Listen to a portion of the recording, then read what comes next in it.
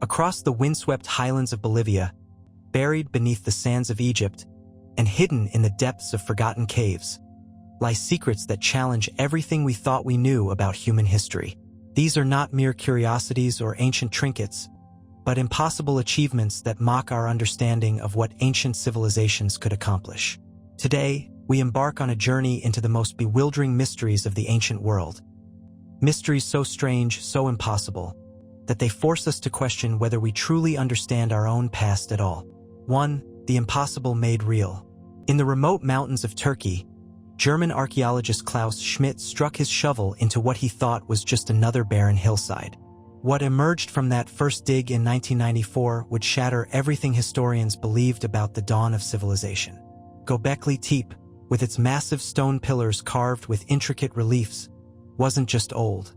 It was impossibly old. At 11,500 years, it predated agriculture, writing, and even the wheel.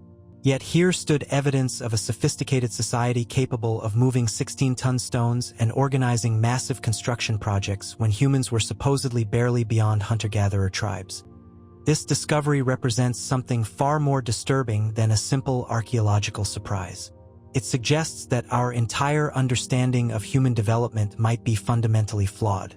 For if nomadic tribes could create architectural marvels that rival anything built today, what else might ancient civilizations have achieved that we've dismissed as impossible?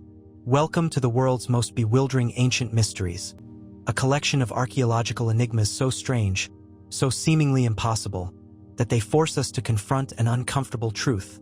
Perhaps our ancestors were far more sophisticated than we ever dared imagine. What makes a mystery truly weird isn't just that it's unsolved. It's that it shouldn't exist at all. These aren't simple gaps in historical knowledge that time might fill. These are achievements that actively contradict what we know about ancient capabilities, artifacts that seem dropped from another world entirely, and evidence of knowledge that wouldn't be rediscovered for thousands of years. Consider the bronze gears of the Antikythera mechanism, precision cut to tolerances that medieval Europe couldn't match. Picture the massive stones at Pumapunku, fitted together with millimeter precision using techniques that baffle modern engineers. Imagine undeciphered scripts that resist the most sophisticated AI analysis, carrying messages from civilizations that vanished so completely they might never have existed at all. Yet the evidence stands before us, carved in stone and cast in bronze, refusing to conform to our neat timelines of human progress. These mysteries share common threads that make them particularly unsettling. Many demonstrate precision that exceeds what we attribute to their time periods. Others involve transportation of massive stones across impossible terrain using unknown methods. Some preserve knowledge that wouldn't be formally developed until the modern era. Most disturbing of all, many represent technologies that were somehow lost completely, achievements so sophisticated that humanity had to rediscover them centuries or millennia later. How does a civilization develop Damascus steel with carbon nanotube structures, then lose the technology so completely that modern science struggled to understand how it worked? How do ancient Romans create self-healing concrete that outlasts anything we build today, yet the knowledge disappears entirely? These aren't isolated incidents or random anomalies. They form a pattern that suggests human civilization has experienced capabilities, knowledge, and achievements that don't fit our models of linear technological development. The implications are staggering. If ancient peoples possessed abilities we've only recently recovered, or in some cases, still haven't matched, what does that tell us about the true arc of human achievement? The mysteries we'll explore together span continents and millennia, yet they share an impossible quality that unites them across time and space.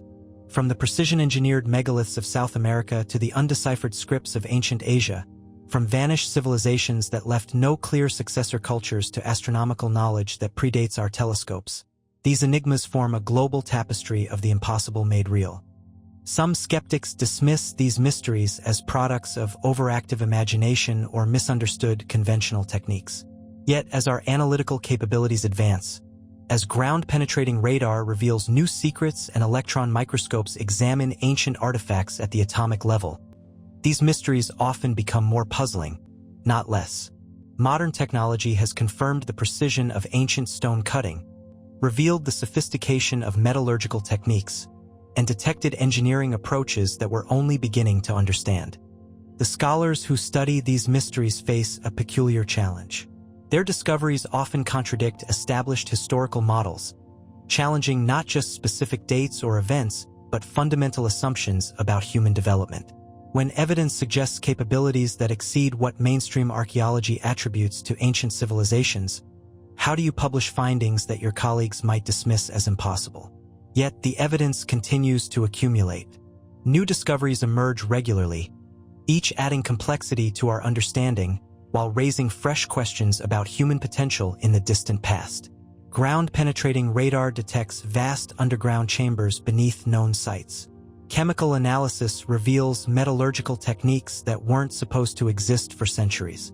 Astronomical alignments demonstrate knowledge of celestial mechanics that challenges our assumptions about ancient understanding.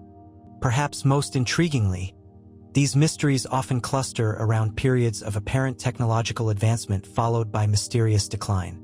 Damascus steel reached its peak quality just before the techniques were lost forever. The Antikythera mechanism represents a level of computational sophistication that wasn't seen again for over a millennium. Roman concrete achieved durability that modern formulations struggle to match, yet the knowledge vanished with the empire's fall. This pattern suggests that technological development isn't always linear, that civilizations can achieve remarkable heights before losing crucial knowledge entirely. It implies that our modern perspective might make us overconfident about the inevitability of progress while underestimating the fragility of advanced knowledge. As we journey through these impossible mysteries together, we'll encounter achievements that challenge every assumption about ancient capabilities. We'll explore sites where precision engineering meets astronomical sophistication, examine artifacts that demonstrate knowledge centuries ahead of their time, and investigate civilizations that vanished so completely they seem like ghosts haunting the archaeological record. Each mystery will force us to confront fundamental questions about human achievement, technological development, and the true sophistication of our ancestors. By the end of our journey, you may find yourself questioning not just these specific enigmas, but the entire framework through which we understand human history. The ancient world, it seems, was far stranger and more sophisticated than we ever imagined. The question is, are we ready to accept just how much we might not know about our own past? 2. The precision paradox, engineering that defies time. The greatest mysteries often hide in plain sight, waiting for the right moment to reveal their impossible secrets.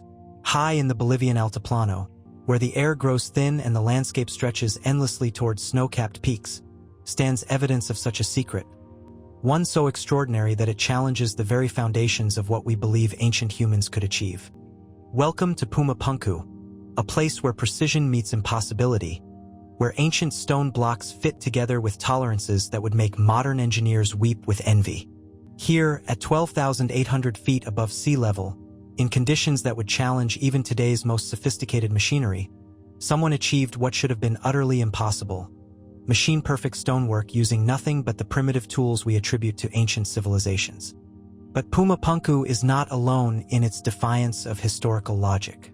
Across the globe, from the megalithic foundations of Baalbek to precision-drilled artifacts found in Egyptian tombs, we encounter a pattern so consistent and so impossible that it forces us to ask a disturbing question. Did our ancestors possess technologies that we've somehow forgotten, or were they simply far more capable than we ever dared imagine? The mystery of Pumapunku begins with a simple observation that becomes more troubling the deeper you dig.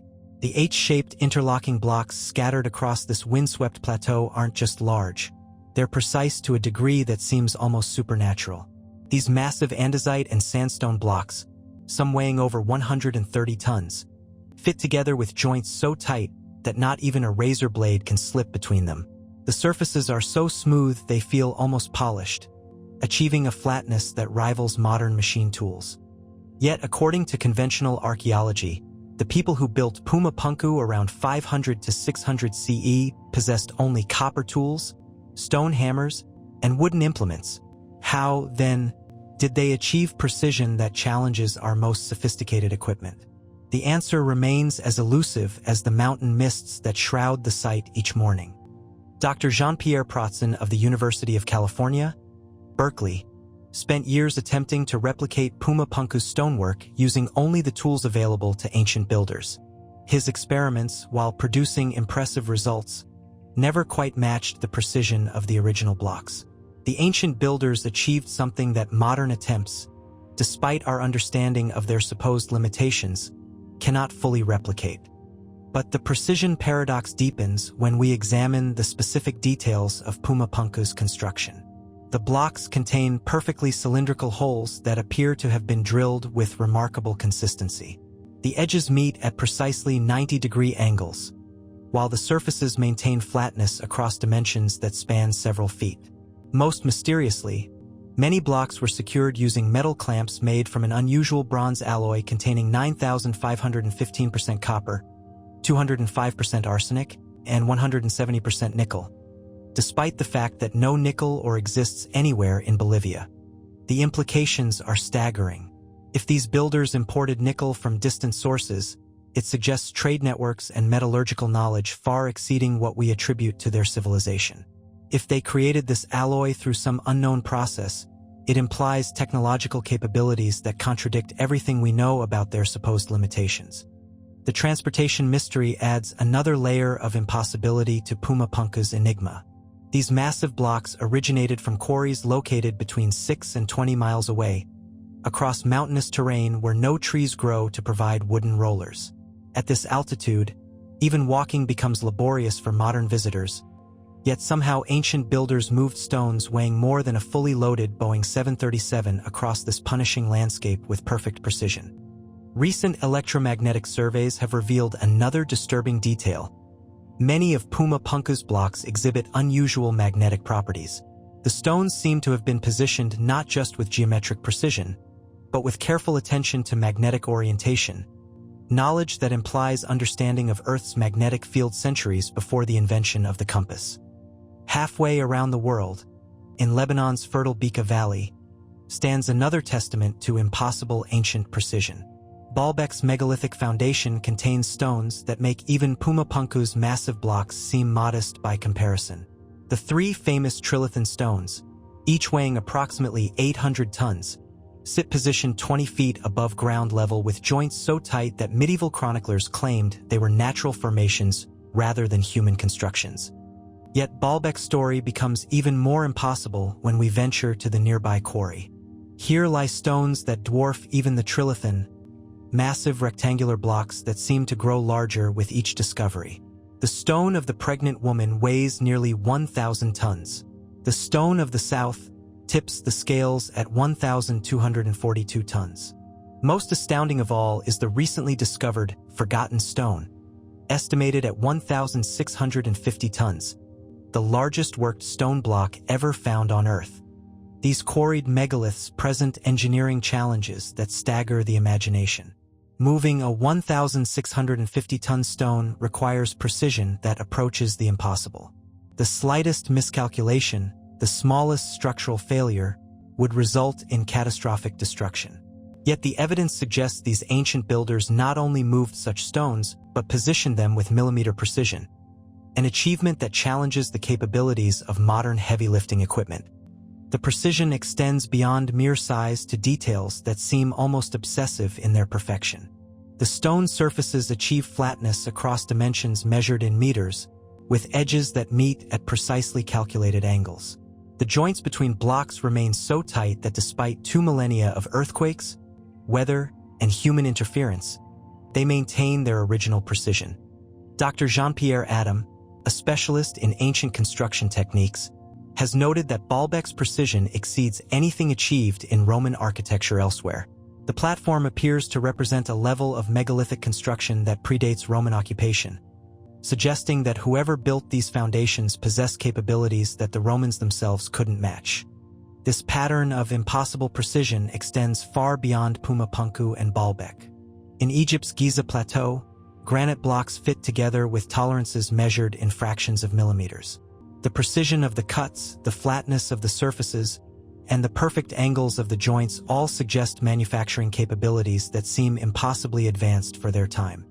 Chemical analysis of precision-drilled Egyptian artifacts has revealed something equally disturbing.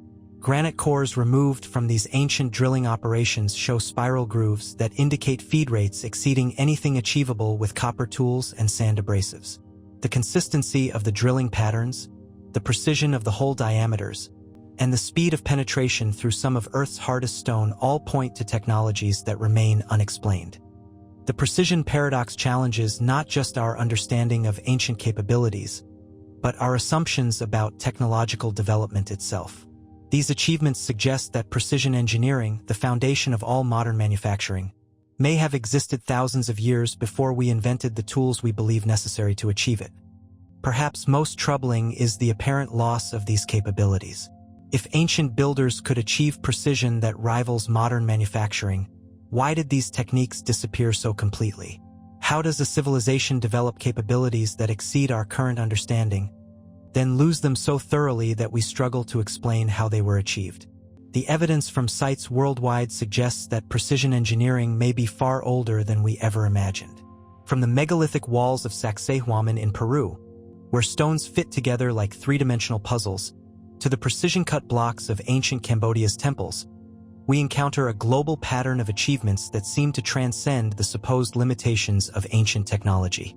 Modern attempts to replicate these achievements using reconstructed ancient techniques consistently fall short of the original precision.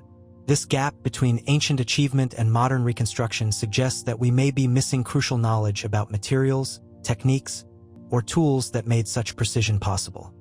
The precision paradox forces us to confront an uncomfortable possibility: that human technological capability may not follow the linear progression we assume. If ancient civilizations could achieve precision that challenges modern capabilities, what does that tell us about the true arc of human achievement?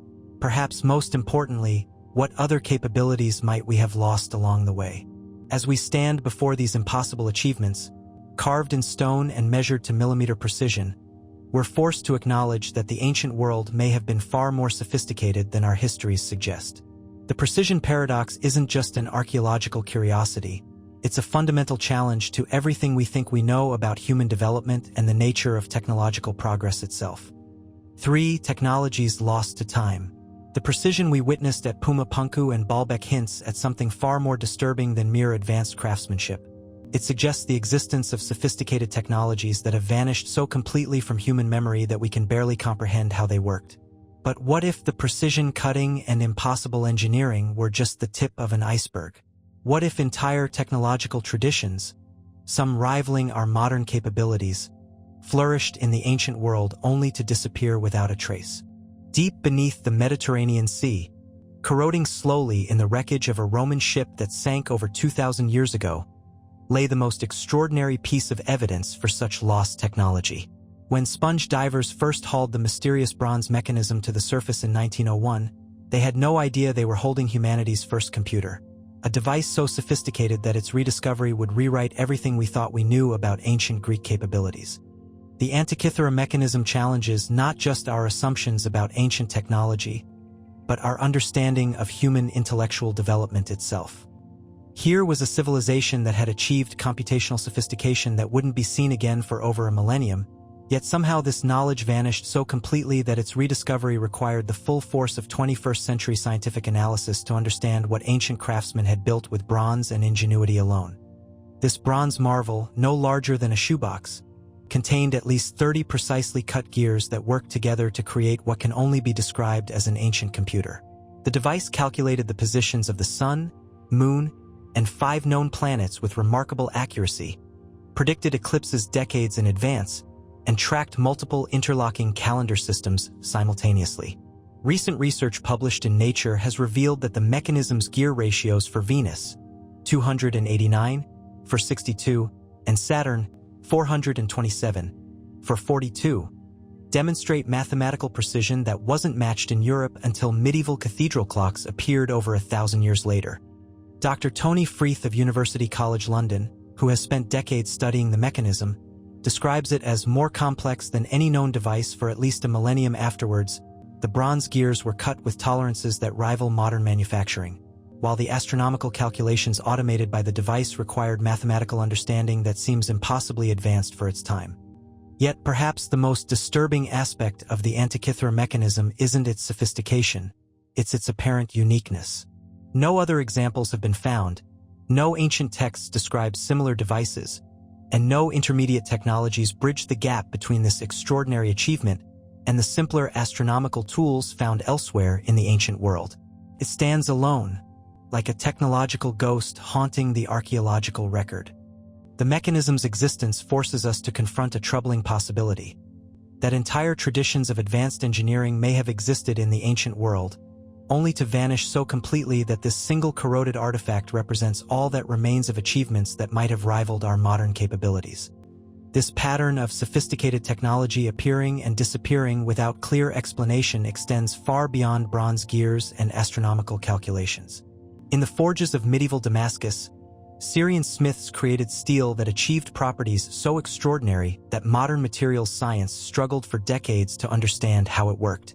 Damascus steel combined hardness with flexibility in ways that seemed almost magical, blades that could maintain razor-sharp edges while bending without breaking, steel so fine that legends claimed it could cut through silk scarves and iron bars with equal ease.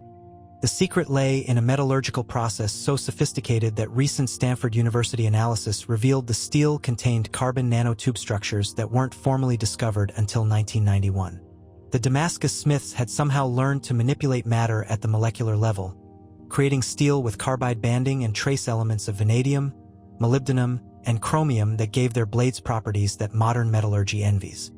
The distinctive watery patterns that gave Damascus steel its legendary appearance resulted from specific temperature cycles and forge welding techniques that required knowledge of materials science principles that wouldn't be formally understood until the 20th century. The smiths knew how to control carbon content to between 15 and 20%, how to achieve the precise balance of trace elements needed for proper carbide formation, and how to use specific iron ores from particular Indian mines that contained the exact impurities necessary for the process. Yet around 1900, this extraordinary technology simply vanished. The specific or deposits that provided the correct raw materials were exhausted, the master smiths died without fully transmitting their knowledge, and the Industrial Revolution made traditional handforging seem obsolete. Modern attempts to recreate true Damascus steel have achieved limited success, but the original techniques remain partially lost despite our advanced understanding of metallurgy. The loss of Damascus steel technology represents more than just a historical curiosity.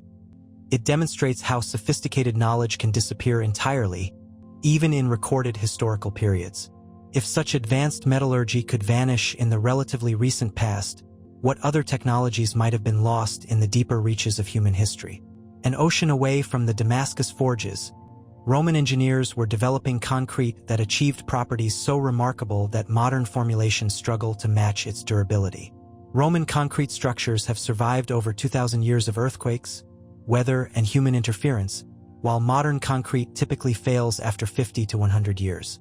The secret lay in a revolutionary approach to mixing that created what materials scientists now recognize as self-healing capabilities. The breakthrough came in 2023 when MIT and Harvard researchers finally decoded the mystery that had puzzled engineers for decades. Roman concrete contained lime clasts, small, calcium-rich mineral deposits that seemed like impurities, but actually served as sophisticated repair mechanisms. When cracks formed in the concrete, they preferentially traveled through these lime clasts, which then reacted with water to create calcium carbonate that sealed the damage completely. The Romans achieved this through hot mixing, using quicklime instead of slaked lime and allowing the mixture to reach temperatures up to 1,000 degrees Celsius during the mixing process. This created unique chemical compounds and structural properties that modern concrete lacks.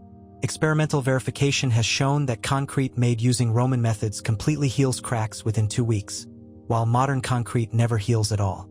Yet, like so many ancient technologies, the knowledge of Roman concrete disappeared with the empire's fall. Medieval builders lost the techniques entirely, and it took modern materials science to rediscover principles that Roman engineers had mastered through empirical observation and careful experimentation. Perhaps the most astounding example of lost nanotechnology lies locked away in London's British Museum, where the 4th century Lycurgus cup demonstrates capabilities that seem impossible for its era. This extraordinary vessel appears green when lit from the front but glows brilliant red when backlit, an effect created by gold and silver nanoparticles precisely 50 nanometers in diameter suspended throughout the glass matrix.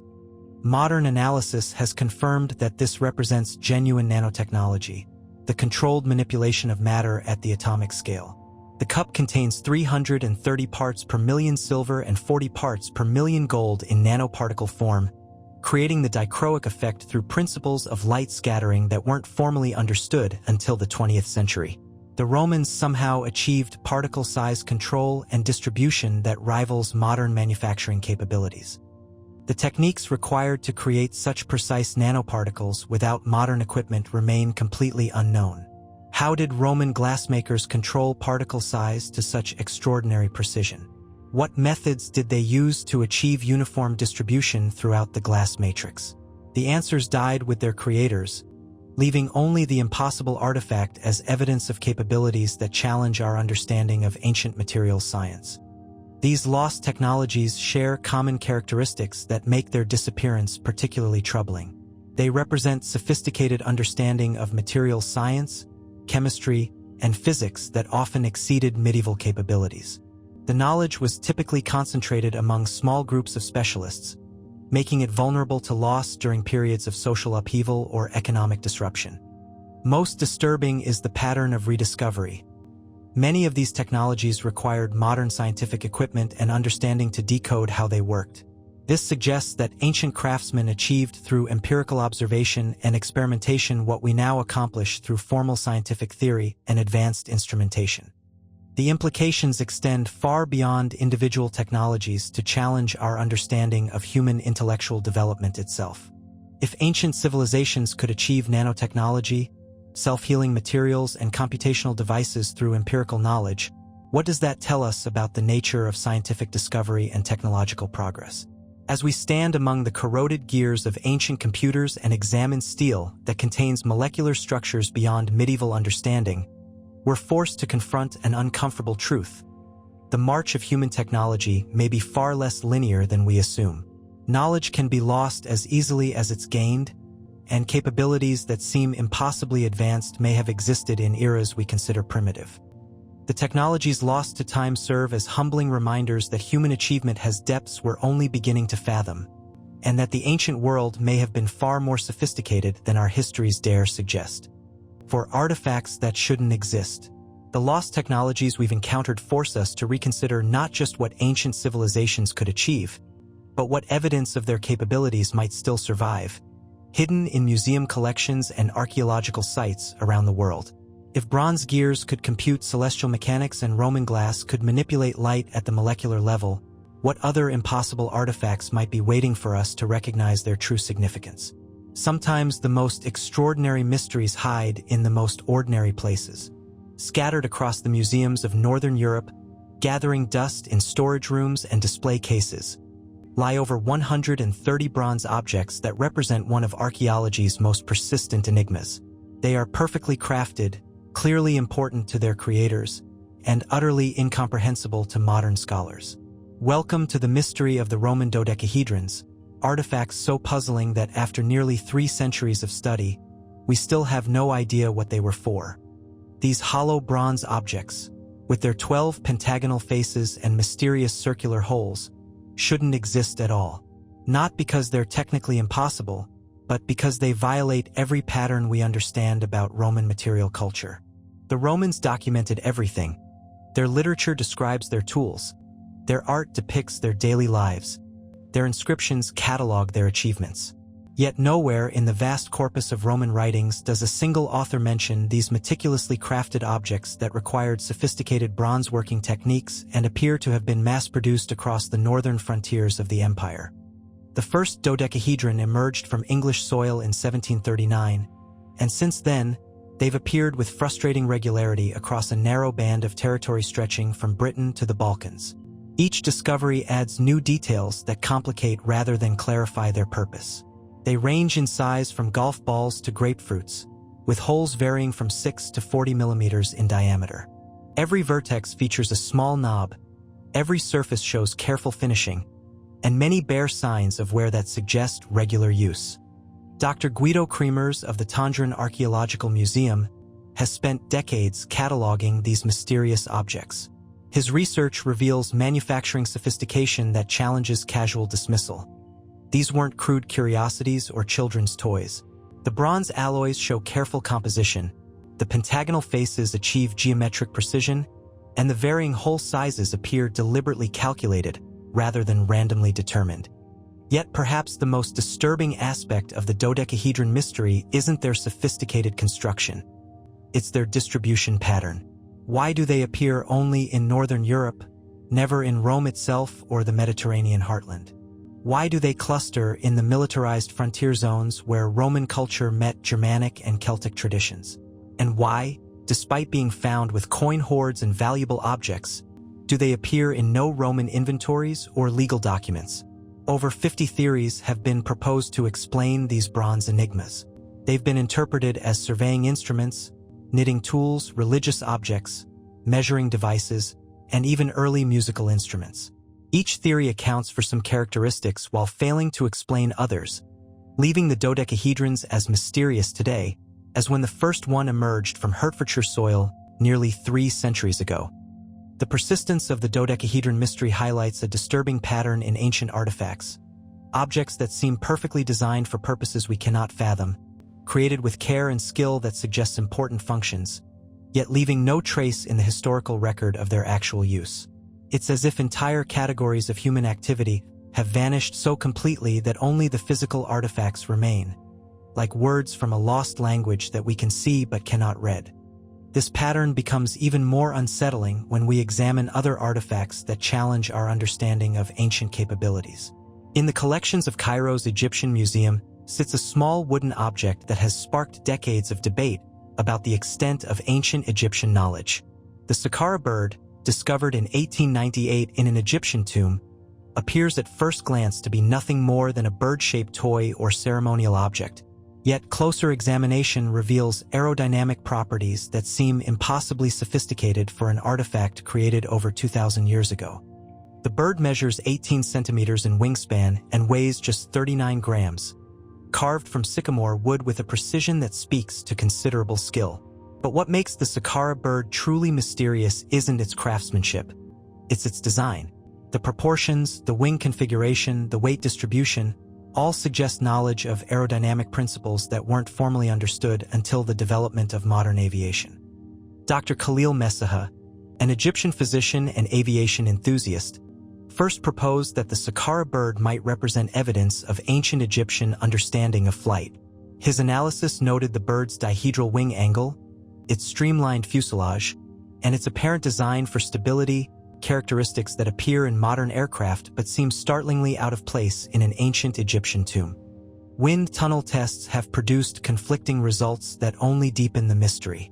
Some experiments suggest the bird could achieve limited gliding capability with the addition of a tail rudder, while others demonstrate fundamental instability that would prevent sustained flight. The artifact seems to hover frustratingly on the edge of aerodynamic possibility, neither clearly capable of flight nor obviously unsuited for it. The controversy surrounding the Saqqara bird reflects a broader challenge in interpreting ancient artifacts that seem to suggest capabilities beyond their supposed cultural context. Do we dismiss apparent aerodynamic sophistication as coincidence? Or do we seriously consider the possibility that ancient Egyptians understood principles of flight that wouldn't be formally developed for over 2 millennia? Even more controversial is the collection of artifacts discovered in 1936 near Baghdad, Iraq, that have sparked decades of debate about ancient electrical knowledge. The Baghdad battery, as it became known, consists of clay jars containing copper cylinders and iron rods that, when filled with acidic liquid, produce measurable electrical current. The artifacts date to approximately 250 BCE, placing them in an era when electricity was supposedly unknown to human science. German archaeologist Wilhelm Koenig first proposed that these objects might represent ancient electrical devices, noting their similarity to modern galvanic cells. When replicated using ancient materials and techniques, the devices can indeed produce voltages around 11 volts, enough to power small electrical applications or create electrochemical effects. The Baghdad battery artifacts raise profound questions about the extent of ancient scientific knowledge. If Parthian craftsmen understood electrochemical principles well enough to construct working batteries, what applications might they have found for this technology? Some researchers have suggested electroplating, the process of using electrical current to coat objects with thin layers of metal, noting that some ancient artifacts show surface treatments that might require electrochemical techniques. Yet skeptics point out that no clear evidence exists for ancient electrical applications. No contemporary texts describe electrical phenomena, and the artifacts might have served entirely different purposes. The debate continues, with each side marshaling evidence that seems to support their interpretation while failing to convince their opponents. Perhaps no category of mysterious artifacts has generated more controversy than the crystal skulls that began appearing in museum collections and private hands during the 19th century. These precisely carved quartz sculptures, some life-sized and others smaller, were initially attributed to ancient Mesoamerican civilizations and credited with mystical properties by enthusiasts who claimed they possessed supernatural powers. The most famous, the Mitchell Hedges skull, allegedly discovered in a Mayan ruin in Belize, achieved legendary status through claims that it had been carved with unknown tools to achieve impossible precision.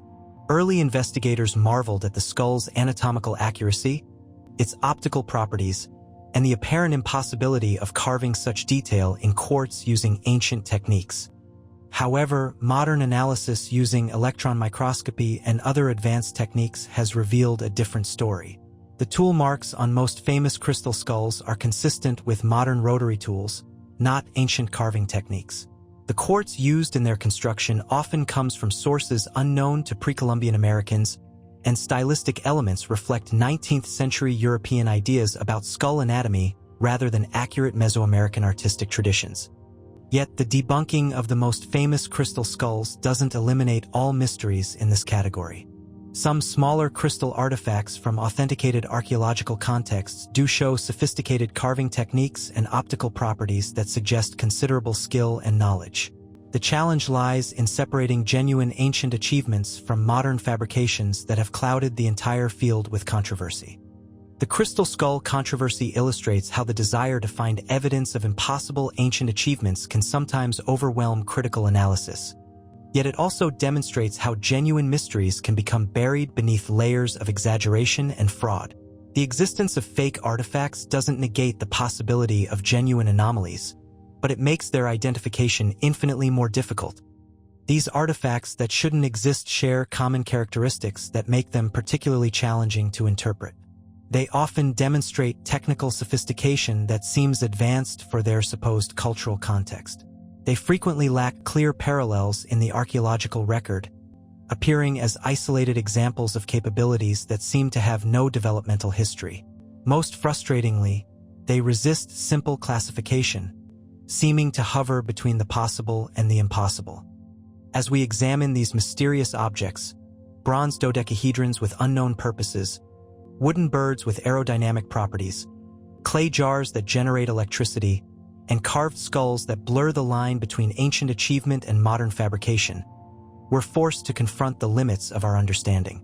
These artifacts remind us that the material culture of ancient civilizations may contain evidence of capabilities, knowledge, and achievements that don't fit neatly into our historical frameworks.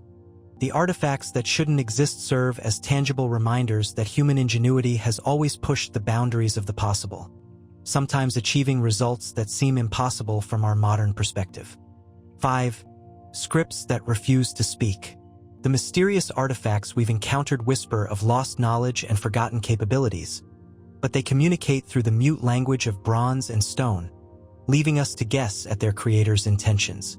Yet what if ancient peoples left us direct messages? Actual written communications that could reveal their thoughts, their knowledge, their deepest secrets. What if these messages survive today, sitting in libraries and museums around the world, yet remain as incomprehensible as if they were written by aliens from another star? Welcome to the most frustrating mystery in all of human history. The undeciphered scripts that taunt us with the promise of revelation while steadfastly refusing to yield their secrets. These aren't simply old languages waiting for the right bilingual stone to unlock their meanings. These are writing systems so alien, so resistant to conventional analysis, that they challenge our fundamental understanding of how human communication works. In the climate-controlled vaults of Yale University's Beinecke Rare Book and Manuscript Library, behind bulletproof glass and constant surveillance, sits the most mysterious book ever created by human hands. The Voynich manuscript, 240 pages of vellum covered in an unknown script accompanied by illustrations that seem to depict an alien world, has driven centuries of scholars to the brink of madness with its stubborn refusal to reveal even the smallest fragment of meaning.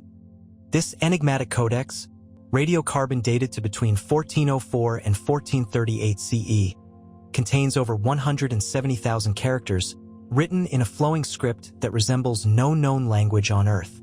The text, dubbed Voynichese by frustrated researchers, follows patterns that seem linguistic yet defy every attempt at decipherment.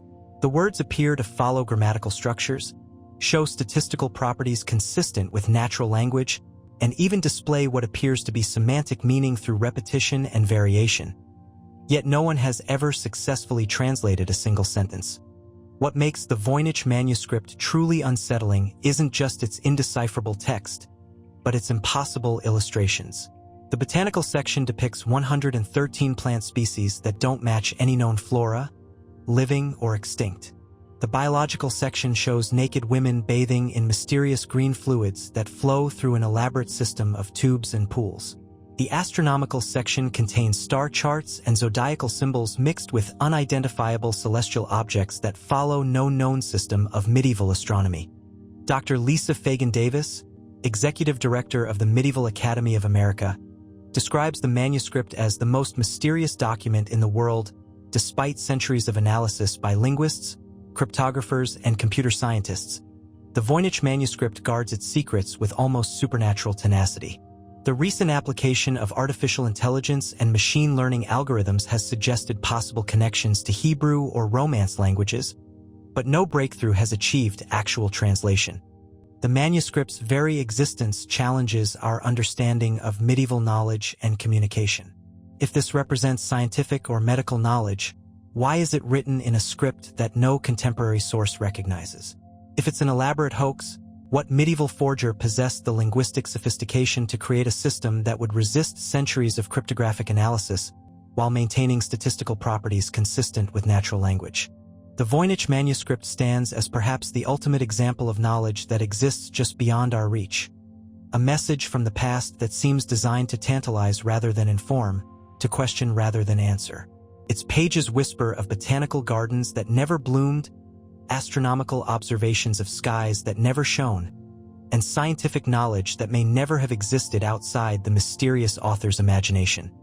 Yet the Voynich manuscript is not alone in its stubborn silence. Across the Mediterranean, in the museums and archaeological sites of Crete, lies evidence of another writing system that has defied all attempts at decipherment for over a century.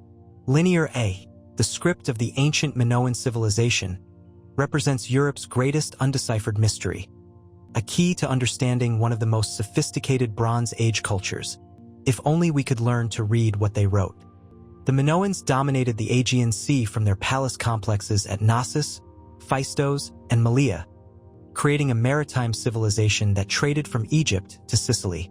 Their art speaks of a society that valued beauty, their architecture demonstrates sophisticated engineering, and their widespread influence suggests political and economic power that rivaled any Bronze Age civilization. Yet their thoughts, their beliefs, their historical records remain locked away in approximately 1,400 inscriptions written in Linear A script.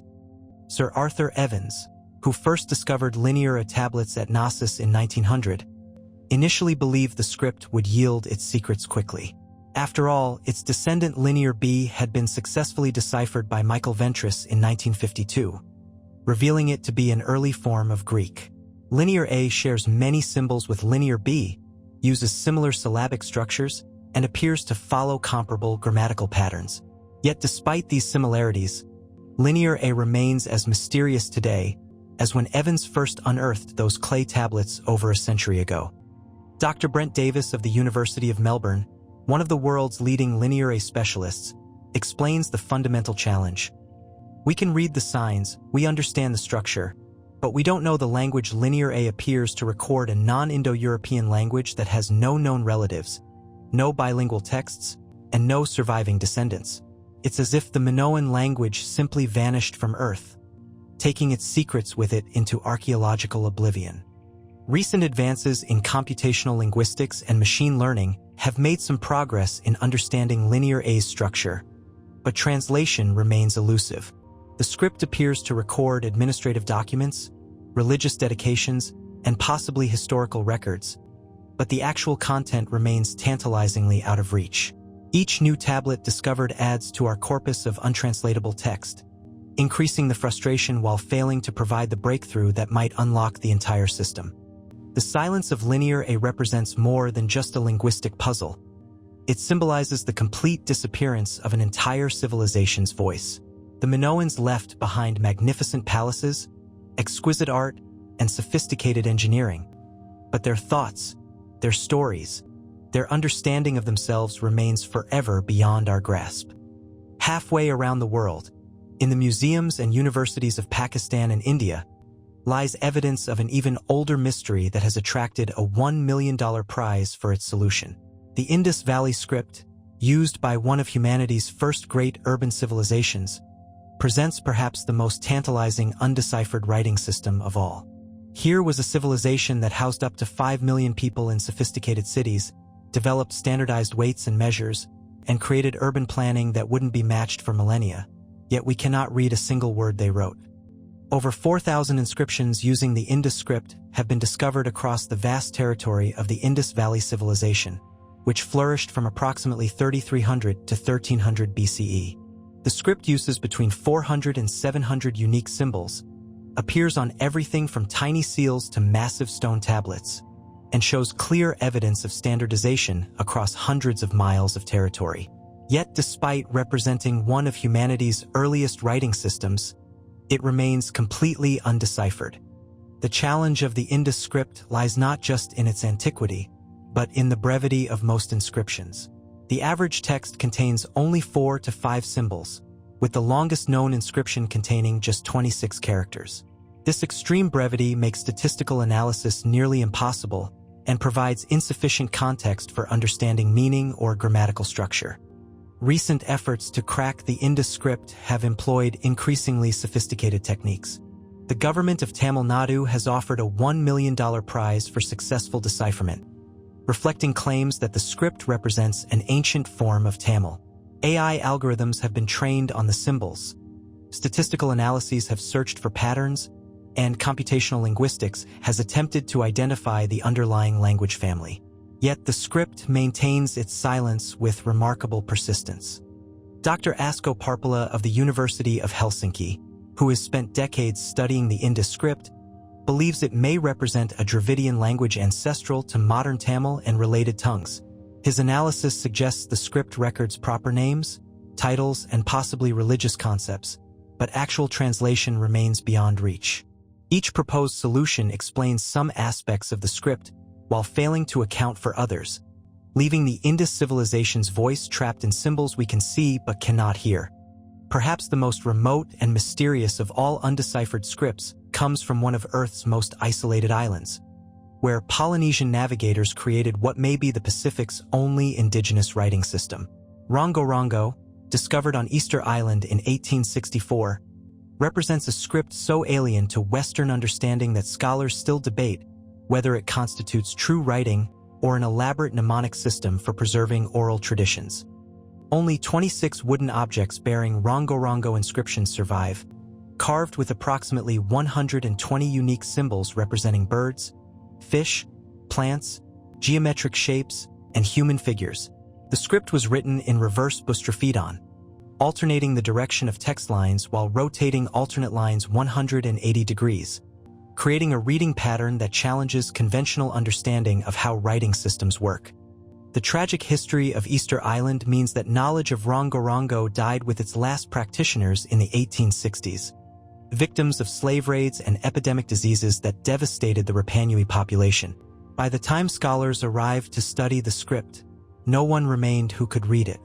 The surviving artifacts tantalize us with hints of meaning, apparent genealogical lists, possible astronomical observations, what might be religious chants, but the actual content remains forever beyond recovery. Recent radiocarbon dating has confirmed that at least one Rongorongo tablet predates European contact, proving that the script represents genuine indigenous invention rather than post-contact mimicry of European writing. This makes Rongorongo one of the few independently invented writing systems in human history, yet we may never know what messages its creators intended to preserve. These scripts that refuse to speak share a common tragedy. They represent the complete loss of entire traditions of human thought and communication. Unlike dead languages that can be reconstructed through comparative linguistics or archaeological context, these writing systems guard their secrets with an almost malevolent persistence. They exist as visible reminders of knowledge that may be forever beyond recovery, thoughts that will never again find voice, and messages that may remain eternally undelivered. As we stand before these silent texts, whether confronting the alien botanicals of the Voynich manuscript or the geometric precision of Indus seals, we're forced to acknowledge that human communication may be far more diverse and mysterious than we ever imagined. 6. Civilizations that vanished without trace. The silent scripts we've encountered represent more than just undeciphered languages. They often serve as the final whispers of entire civilizations that vanished so completely from the earth that only their mute artifacts remain to testify they ever existed at all. These aren't cultures that gradually evolved or were absorbed by conquerors. These are sophisticated societies that simply disappeared, leaving behind magnificent ruins and tantalizing clues but no clear explanation for their sudden absence from the stage of human history. What force could cause a civilization housing millions of people to vanish so thoroughly that we cannot even read their writing? What catastrophe could erase advanced societies so completely that archaeologists struggle to understand how they lived, let alone why they died? The answers lie buried in the ruins of cities that once thrived but now stand empty, in irrigation systems that once watered vast agricultural territories but now serve only the desert wind, and in the haunting silence of places where human voices once filled the air with the sounds of commerce, ceremony, and daily life. Perhaps nowhere is this mystery more profound than in the vast river valleys of Pakistan and northwestern India, where the remains of humanity's first great urban experiment lie scattered across a territory larger than ancient Egypt and Mesopotamia combined. The Indus Valley Civilization represents one of history's most disturbing disappearances. A sophisticated society that housed up to 5 million people in perfectly planned cities, only to vanish so completely that no one even remembered it existed until archaeologists began uncovering its ruins in the 1920s. For over 8 centuries, from approximately 2600 to 1900 BCE, the Indus Valley Civilization dominated the northwestern regions of the Indian subcontinent. Their cities showcased urban planning that wouldn't be matched for millennia, straight streets laid out in perfect grids, sophisticated drainage systems that carried wastewater away from residential areas, standardized weights and measures that enabled trade across hundreds of miles, and public baths that suggest complex religious or social rituals. Harappa and Mohenjo-Daro, the civilization's greatest cities, reveal a level of organization that seems almost modern in its efficiency. Every house had access to fresh water through an elaborate well system, while covered drains carried sewage away through networks of underground channels. The cities show evidence of central planning on a massive scale, with residential districts, craft quarters, and administrative areas laid out according to principles that demonstrate sophisticated understanding of urban design. Yet what makes the Indus Valley Civilization truly extraordinary isn't just its urban sophistication. It's the complete absence of warfare. Unlike every other ancient civilization, the Indus people left behind no weapons, no fortifications, no evidence of armies or battles. Their art depicts no kings or conquerors, their seals show no military victories, and their cities bear no scars of siege or conquest. They appear to have created a peaceful society that thrived for centuries without the violence that characterized every other Bronze Age civilization. Then, around 1900 BCE, it all simply stopped. The great cities were abandoned, the trade networks collapsed, and the sophisticated urban culture that had flourished for 8 centuries vanished so completely that no memory of it survived in later Indian literature or tradition. When archaeologists first uncovered Harappa and Mohenjo-Daro, local inhabitants had no idea that the mounds concealed the ruins of humanity's first great experiment in urban living. The mystery of the Indus Valley's disappearance becomes even more disturbing when we consider what didn't happen. There's no evidence of invasion, No signs of natural catastrophe, no indication of sudden death from plague or disaster. The cities appear to have been gradually abandoned rather than destroyed, as if their inhabitants simply decided to leave and never return. Archaeological evidence suggests a slow decline over several generations, with urban areas gradually reverting to rural settlements before being abandoned entirely. Climate change likely played a role in the civilization's demise. The Gagar-Hakra river system, which fed many Indus cities, began drying up around 2000 BCE due to tectonic changes that diverted its headwaters. Without reliable water sources, the agricultural surpluses that supported urban populations would have disappeared, forcing people to abandon their cities in search of more reliable resources. But climate change alone cannot explain the complete disappearance of Indus culture. Other civilizations have survived environmental challenges, adapted to new conditions, or left clear traces of their transformation. The Indus people seem to have vanished as thoroughly as if they had never existed, taking with them their writing system, their urban planning knowledge, their sophisticated crafts, and their apparently peaceful social organization. Thousands of miles away, in the cliff dwellings and canyon pueblos of the American Southwest, another civilization faced its own mysterious disappearance.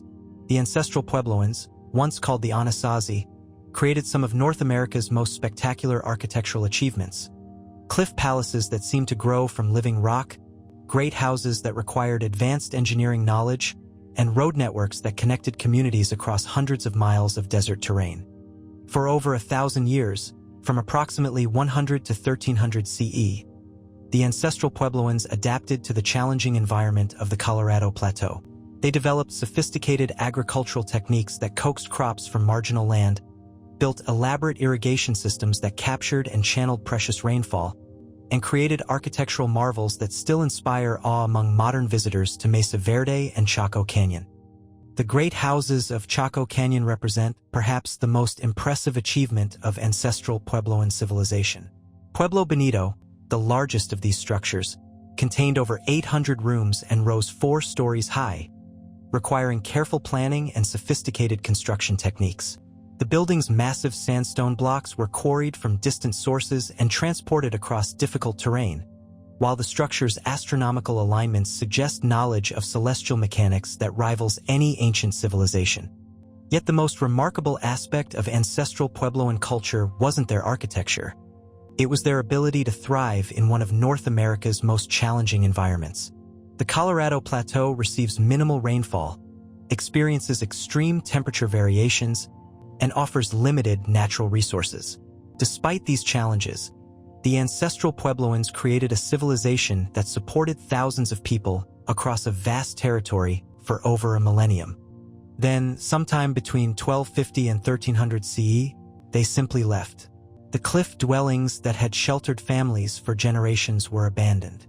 The great houses that had served as centers of ceremony and trade stood empty. The elaborate road networks that had connected communities across the Southwest carried no more travelers. Within a few generations, one of North America's most sophisticated prehistoric civilizations had vanished from the landscape. The Great Drought of 1276 to 1299 CE certainly contributed to the abandonment. Tree ring data shows that this 23-year period experienced the most severe drought in the region's recorded climate history. Agricultural systems that had sustained large populations for centuries would have failed completely, forcing people to seek more reliable water sources elsewhere. But like the Indus Valley disappearance, drought alone cannot explain the completeness of ancestral Puebloan abandonment. Archaeological evidence suggests increasing violence and social stress in the decades before the final exodus. Defensive positions become more common, evidence of warfare increases, and some sites show signs of hasty abandonment. The peaceful agricultural society that had thrived for centuries seems to have fractured under pressures that we can only partially understand. Modern Pueblo peoples, the Hopi, Zuni, and Rio Grande Pueblos, are the cultural descendants of the ancestral Puebloans, carrying on traditions that stretch back over 1,000 years. Their oral histories speak of migrations, of leaving ancestral homes when conditions became untenable, of journeys to new lands where their people could flourish once again. Yet even these rich traditions cannot fully explain why such a successful civilization chose to abandon the landscapes their ancestors had inhabited for millennia. Across the Atlantic, in the sun-drenched islands of the Aegean Sea, another mysterious disappearance was unfolding during the Late Bronze Age. The Minoan civilization of Crete had created Europe's first advanced culture, developing sophisticated maritime trade networks, elaborate palace complexes, and unique artistic traditions that celebrated the beauty of the natural world. For over a millennium, Minoan ships had dominated Mediterranean trade routes, carrying goods from Egypt to Sicily while their palaces served as centers of administration, craft production, and religious ceremony. The Minoans achieved a level of sophistication that wouldn't be seen again in Europe for centuries. Their palaces featured running water, elaborate drainage systems, and sophisticated architectural techniques. Their art celebrated nature and human beauty with a freedom that seems remarkably modern. Their trade networks brought exotic goods from across the known world, creating wealth that supported a complex society of artisans, administrators, and religious specialists. Yet sometime around 1450 BCE, this brilliant civilization began its slide toward oblivion. The great palaces were abandoned or destroyed, the trade networks collapsed, and the artistic traditions that had flourished for over 1,000 years simply disappeared. By 1100 BCE, Minoan civilization had vanished so completely that classical Greeks remembered Crete only through myths of King Minos and the monstrous Minotaur that allegedly dwelt in a labyrinth beneath his palace. The Minoan disappearance coincided with the broader Late Bronze Age collapse that devastated civilizations across the eastern Mediterranean. The massive volcanic eruption of Thera around 1600 BCE may have weakened Minoan power, while Mycenaean Greek invasions probably contributed to the civilization's final demise. Yet the specific mechanisms of Minoan collapse remain as mysterious as their linear script, leaving us to guess at the forces that brought down Europe's first great civilization. Perhaps most enigmatic of all is the disappearance of the Olmecs, Mesoamerica's first major civilization, whose massive stone heads and sophisticated artistic traditions influenced every subsequent culture in the region. From approximately 1200 to 400 BCE, the Olmecs dominated the tropical lowlands of Mexico's Gulf Coast, creating artistic and architectural traditions that would inspire Maya pyramids, Aztec sculptures, and countless other achievements throughout Mesoamerican history. The Olmecs left behind colossal basalt heads weighing up to 40 tons, transported from quarries over 60 miles away across difficult terrain. Their art shows sophisticated understanding of human anatomy, complex religious symbolism, and technical skills that rival any ancient civilization. They may have developed the first writing system in the Americas, created the earliest known ball courts, and established trade networks that reached from central Mexico to Honduras. Yet the Olmecs vanished so completely that we don't even know what they called themselves. No historical records survive, no architectural inscriptions preserve their language, and no clear successor culture maintains their traditions. The humid climate of their homeland destroyed organic materials that might have preserved their history, leaving only stone monuments and ceramic artifacts to testify to their existence.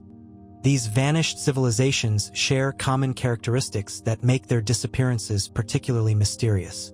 They achieved remarkable sophistication within their respective environments, developed unique cultural traditions that influenced later societies, and then disappeared so completely that their achievements became archaeological puzzles rather than historical memories. Their silence speaks to the fragility of human achievement and the mysterious forces that can erase even the most sophisticated societies from the earth, leaving only ruins and questions for future generations to ponder. 7. Impossible architecture. The vanished civilizations we've encountered left behind more than just empty cities and silent streets.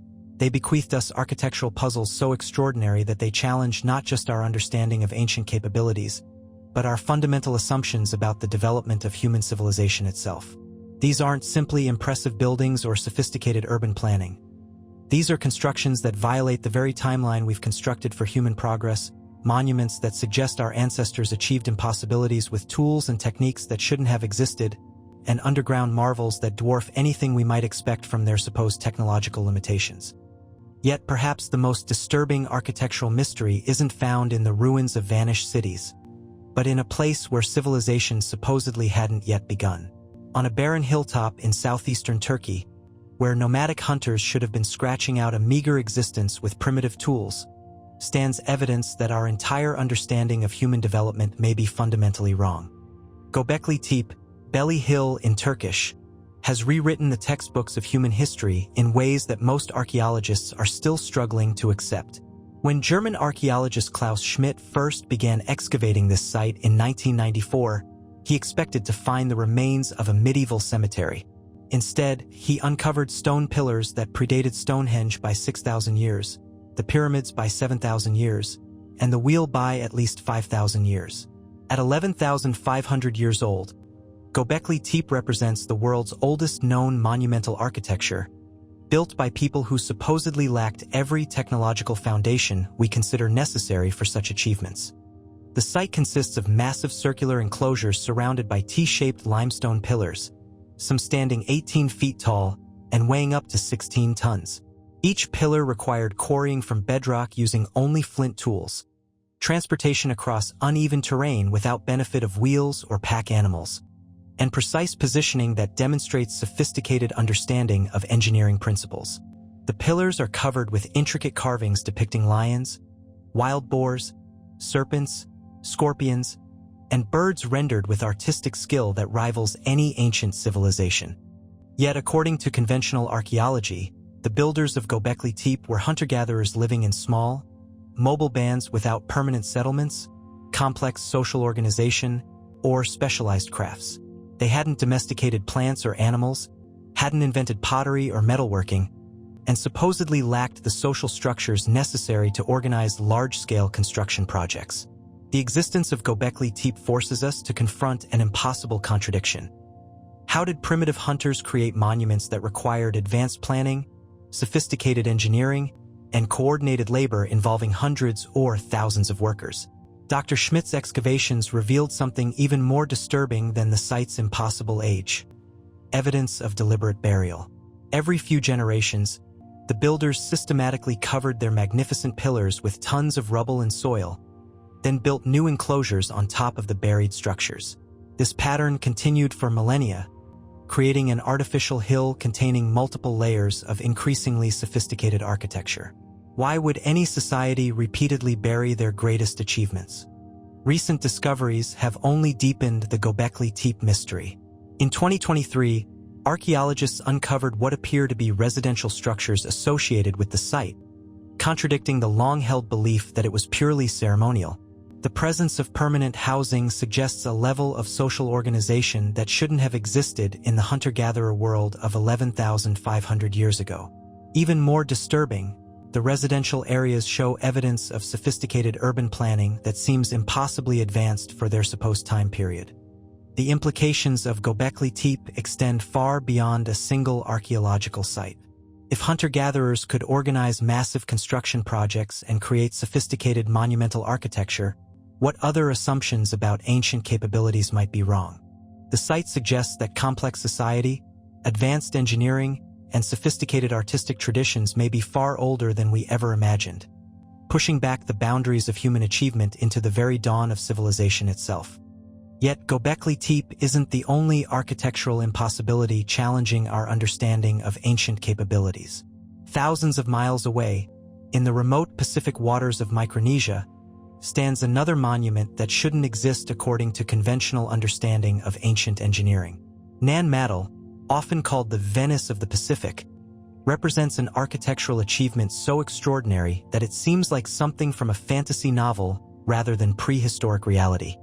Built on the tidal flats off Pohnpei Island, Nan Madol consists of 92 artificial islets connected by a network of canals, creating a stone city that rises directly from the coral reef.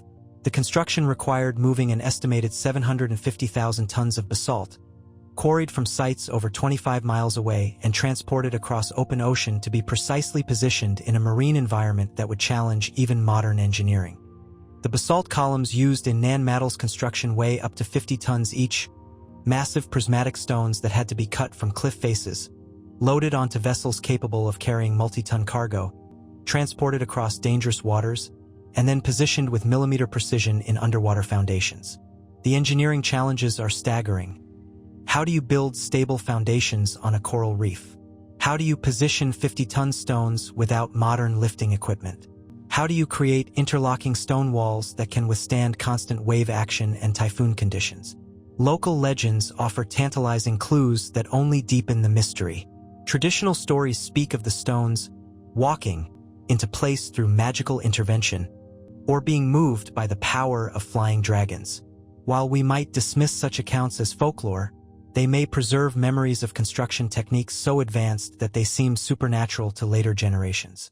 The precision of Nan Madol's construction, achieved in one of the world's most challenging building environments, suggests engineering knowledge that far exceeded what we attribute to its builders. The site's purpose remains as mysterious as its construction methods. Nan Madol served as the ceremonial and administrative center of the Sautelur dynasty, which ruled Pohnpei from approximately 500 to 1500 CE. The artificial islands contained royal residences, burial vaults, ceremonial pools, and specialized structures whose functions remain unknown.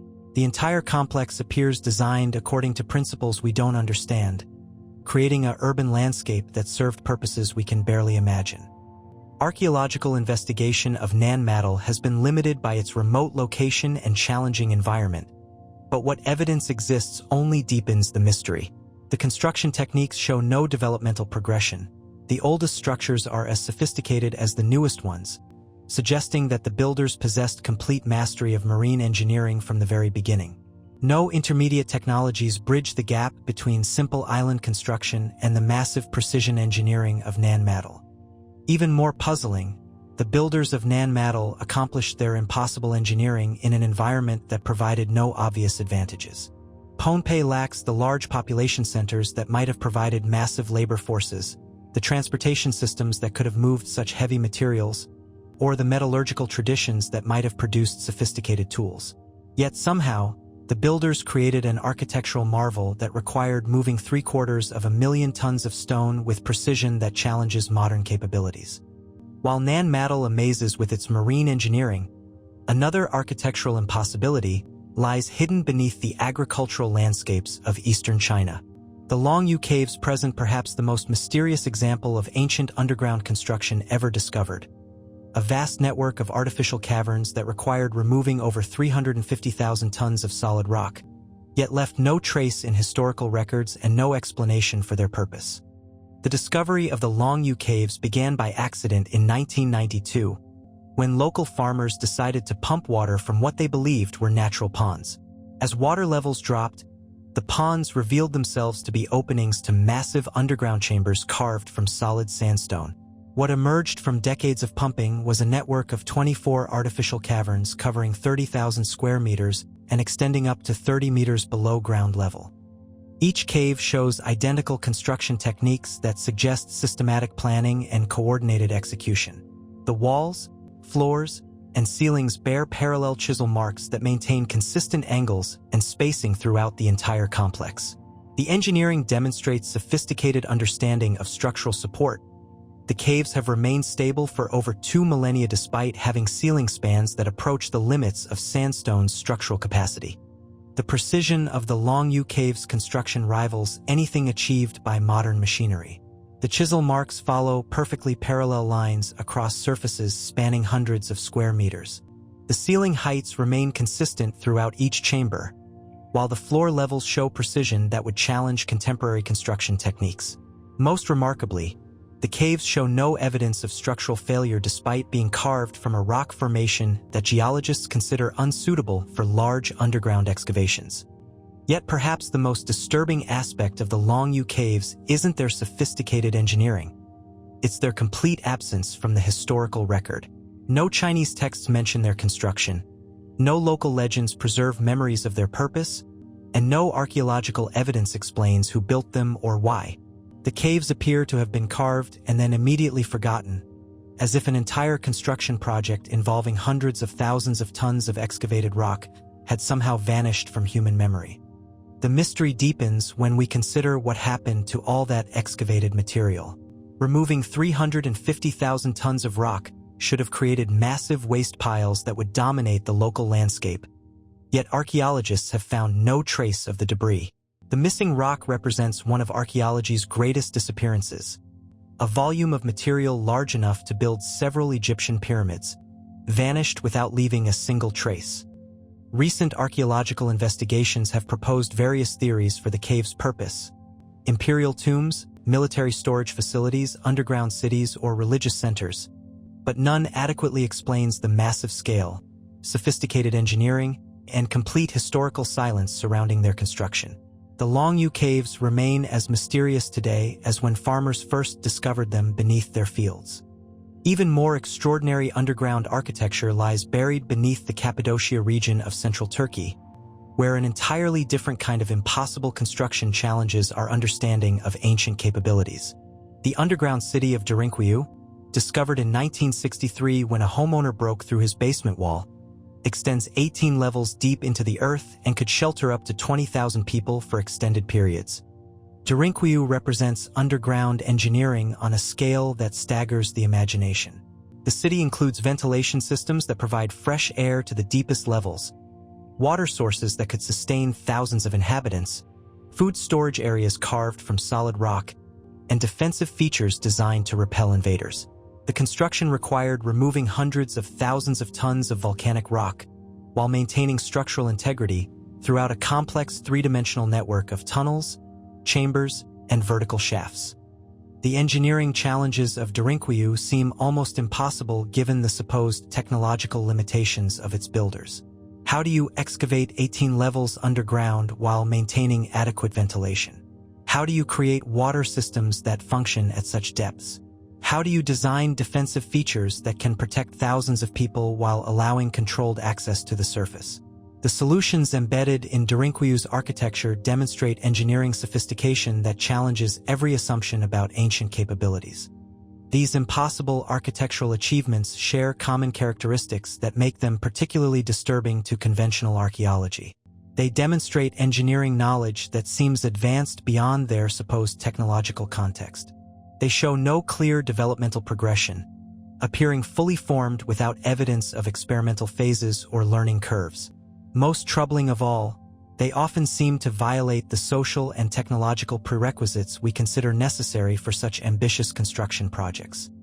As we stand before these architectural impossibilities, whether contemplating the massive pillars of Göbekli Tepe or the underwater precision of Nan Madol, we're forced to acknowledge that ancient builders achieved feats that challenge our most fundamental assumptions about human development and technological capability.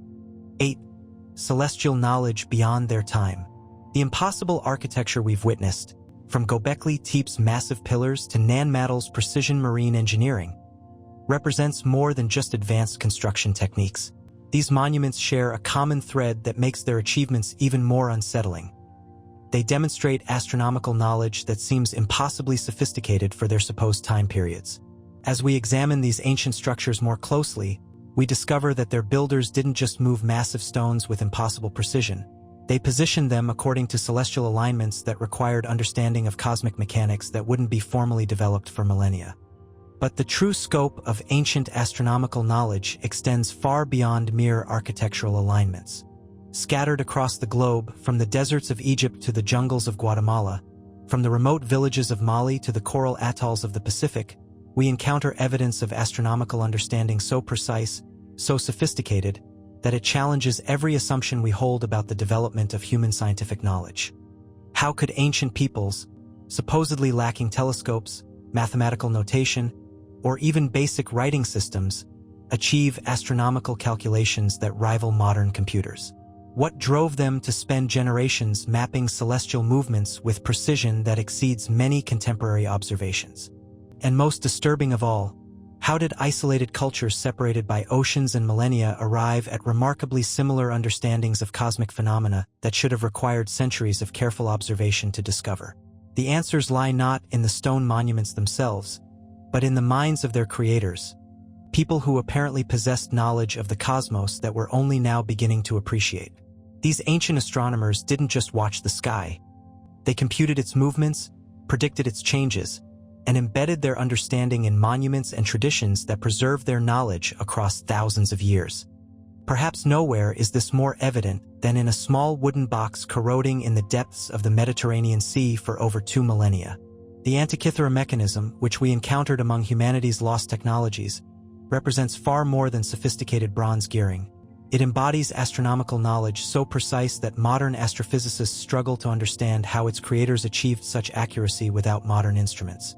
The device calculated planetary positions with precision that rivals contemporary astronomy.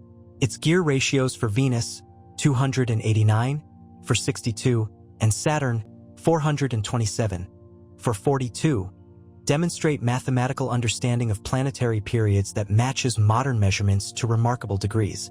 The mechanism tracked the complex 19-year metonic cycle that reconciles solar and lunar calendars, the 76-year Callipic cycle that refines lunar calculations even further, and the 223-month Saros cycle that enables eclipse prediction with stunning accuracy.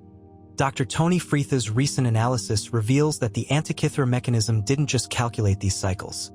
It automated them through bronze gearing that performed mathematical operations of extraordinary complexity.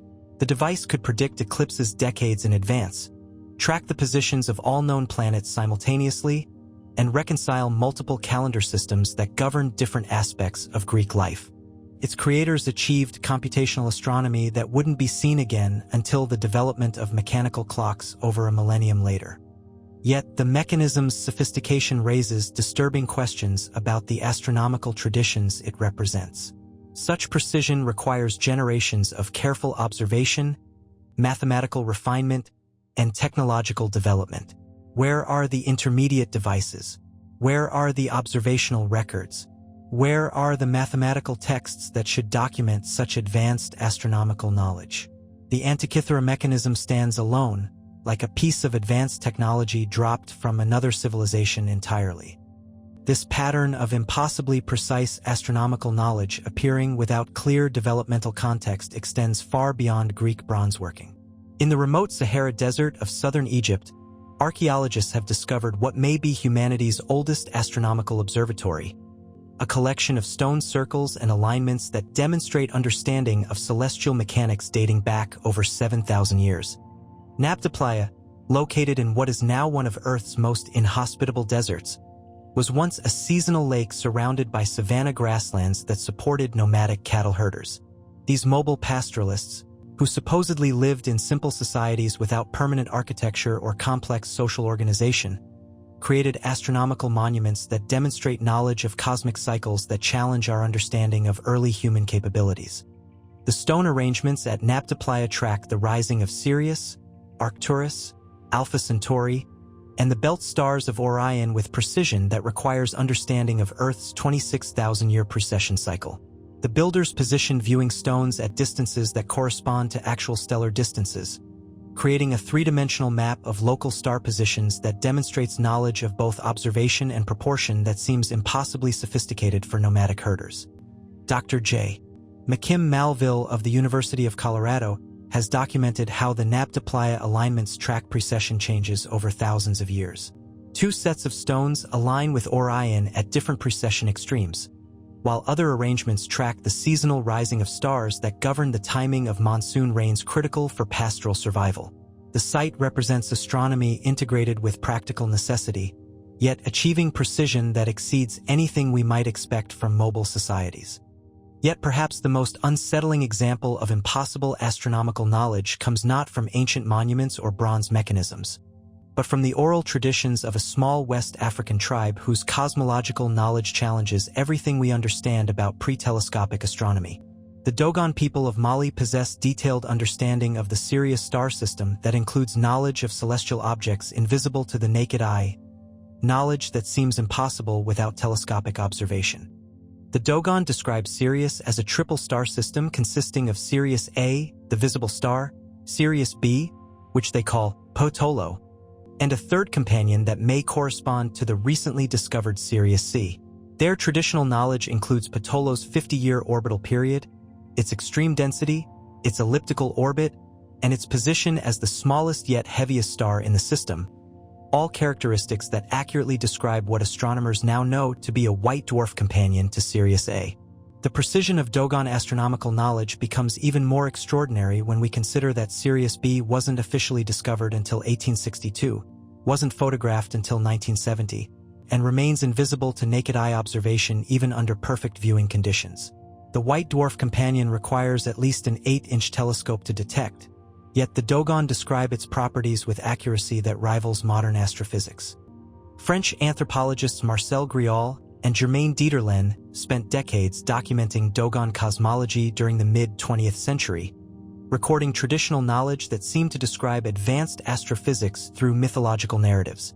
The Dogon speak of Ptolo as the egg of the world and the heaviest star, accurately reflecting the extreme density of white dwarf matter. They describe its elliptical orbit and know that Sirius A lies at one focus of the ellipse, knowledge that requires understanding of orbital mechanics that wasn't formally developed until Kepler's laws of planetary motion. The Dogon attribute their knowledge to amphibious beings called the Namo, who allegedly came from the Sirius system to teach humanity the secrets of the cosmos. While we might dismiss such claims as mythology, the precision of their astronomical knowledge remains genuinely unexplained. How did an African tribe acquire detailed understanding of stellar properties that remained unknown to European astronomy until the Space Age? Skeptics suggest that Dogon knowledge might derive from contact with European astronomers during the colonial period, but this explanation fails to account for the integration of astronomical details into traditional rituals and sacred architecture that appear far older than European contact. The knowledge seems embedded in Dogon culture at levels that suggest ancient rather than recent acquisition. Across the Atlantic, in the jungles of Guatemala and the highlands of Mexico, the Maya achieved astronomical precision that rivals the Dogon enigma through entirely different means. Mayan astronomers created calendrical and computational systems that tracked celestial movements with accuracy that exceeds many contemporary observations, using mathematical techniques that wouldn't be rediscovered in Europe for centuries.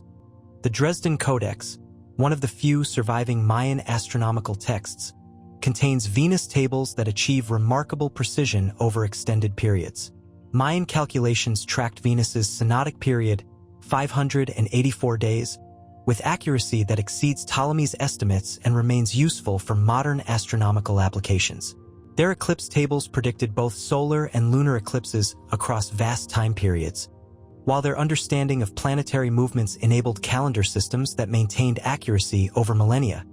Perhaps most extraordinary is the Mayan long count calendar, which tracked time from a mythical creation date in 3114 BCE across cycles spanning millions of years. The calendar integrated multiple interlocking systems, a 260-day ritual calendar, a 365-day solar year, and longer cycles spanning centuries and millennia, with mathematical precision that required advanced understanding of both astronomy and arithmetic. Mayan architectural achievements reflect this astronomical sophistication through alignments that demonstrate knowledge of celestial mechanics. The Kukulkan Pyramid at Chichen Itza creates a serpent shadow effect during equinoxes that required precise understanding of solar geometry. The Caracol Observatory shows alignments with Venus positions, lunar standstills, and other astronomical phenomena that demanded generations of careful observation and mathematical calculation. Dr. Anthony Avini of Colgate University has documented how Mayan astronomy integrated practical and ceremonial purposes through mathematical systems that demonstrate remarkable sophistication. The Maya achieved computational astronomy using positional notation and zero concepts that predated similar European developments by centuries. Yet they embedded these advanced mathematical tools in cosmological frameworks that governed every aspect of their civilization. These examples of impossible astronomical knowledge share characteristics that make them particularly challenging to conventional understanding. They demonstrate precision that seems to require instruments and mathematical techniques unavailable to their creators. They often integrate cosmic knowledge with practical applications in ways that suggest deep understanding rather than accidental observation. Most disturbing of all, they appear without clear developmental histories, emerging fully formed as if their creators had always possessed advanced astronomical knowledge. The pattern suggests that human understanding of the cosmos may be far older and more sophisticated than our historical models assume. Whether achieved through generations of careful observation, unknown technological capabilities, or knowledge transmission methods we don't understand, these astronomical achievements force us to reconsider fundamental assumptions about the development of human scientific knowledge. As we contemplate bronze gears that computed planetary motions, stone circles that mapped stellar distances, and oral traditions that describe invisible stars with telescopic precision, we're confronted with the possibility that our ancestors possessed cosmic knowledge that challenges everything we think we know about the history of human scientific achievement. 9. Burial mysteries that baffle science. The astronomical sophistication we've witnessed across ancient civilizations reveals minds capable of mapping the cosmos with precision that rivals modern science. Yet perhaps nowhere is this combination of advanced knowledge and mysterious purpose more evident than in how these ancient peoples approached the ultimate human mystery, death itself. For if they could compute planetary motions with bronze gears and track stellar movements across millennia, how did they choose to honor their deceased? What rituals did they perform? What beliefs about the afterlife drove them to create burial practices so extraordinary that they challenge our understanding of ancient customs and capabilities? The answers lie buried beneath the shifting sands of Egypt, hidden in the sacrificial pits of ancient China, and sealed within stone chambers that demonstrate astronomical knowledge as precise as any observatory. These aren't simple graves or conventional tombs, but burial complexes that violate every pattern we understand about ancient funeral practices. Here we encounter mass burials that operated like industrial warehouses, ritual destructions of priceless artifacts that make no economic sense, and tomb designs that required advanced engineering to achieve astronomical alignments of breathtaking precision. What emerges from these underground mysteries is evidence of burial practices so sophisticated, so alien to our modern understanding, that they force us to question everything we think we know about ancient beliefs, social organization, and technological capabilities. These burial mysteries don't just preserve the dead. They preserve evidence of knowledge, rituals, and purposes that may be forever beyond our comprehension. Deep beneath the necropolis of Saqqara, where the stepped pyramid of Djoser has stood sentinel for over 4,000 years, archaeologists have uncovered burial practices so extraordinary that they rewrite our understanding of ancient Egyptian funeral customs. Recent excavations have revealed what can only be described as megatombs, massive underground complexes containing not dozens, but hundreds of coffins packed together in what appear to be commercial-scale burial operations. These aren't the carefully planned family tombs or royal burial chambers that characterize traditional Egyptian practices. Instead, archaeologists have discovered warehouse-like facilities where expensive wooden coffins are stacked vertically in deep shafts, crammed together with an efficiency that suggests industrial-scale burial operations. Dr. Mustafa Waziri, Secretary General of Egypt's Supreme Council of Antiquities, describes these discoveries as completely unprecedented in Egyptian archaeology. The Saqqara megatombs present a fundamental challenge to our understanding of Egyptian burial customs. Traditional Egyptian practice emphasized individual preparation for the afterlife, with each deceased person receiving specific burial goods, protective amulets, and ceremonial treatment designed to ensure successful transition to the afterworld. The megatombs violate every principle of this system, treating human remains like commercial inventory rather than sacred vessels for the soul's journey. Even more disturbing is the apparent mixing of human and animal burials within the same chambers. The complexes contain not just human mummies, but thousands of mummified animals, cats, dogs, birds, and even crocodiles, intermingled with human remains in ways that defy conventional understanding of Egyptian religious practices. Some chambers contain premium human burials alongside cheap animal mummies, while others mix elaborate coffins with simple wrapped remains in patterns that make no cultural or economic sense. The scale of these burial operations staggers the imagination. A single complex might contain over 300 coffins distributed across multiple levels, representing burial operations that would have required massive organizational capabilities and resources. Yet no papyrus documents describe such facilities, no administrative records explain their operation, and no religious texts justify their apparent violation of traditional burial customs. Dr. Sulima Ikram of the American University in Cairo has spent decades studying Egyptian mummification practices, but the Saqqara megatombs present evidence that challenges her expertise.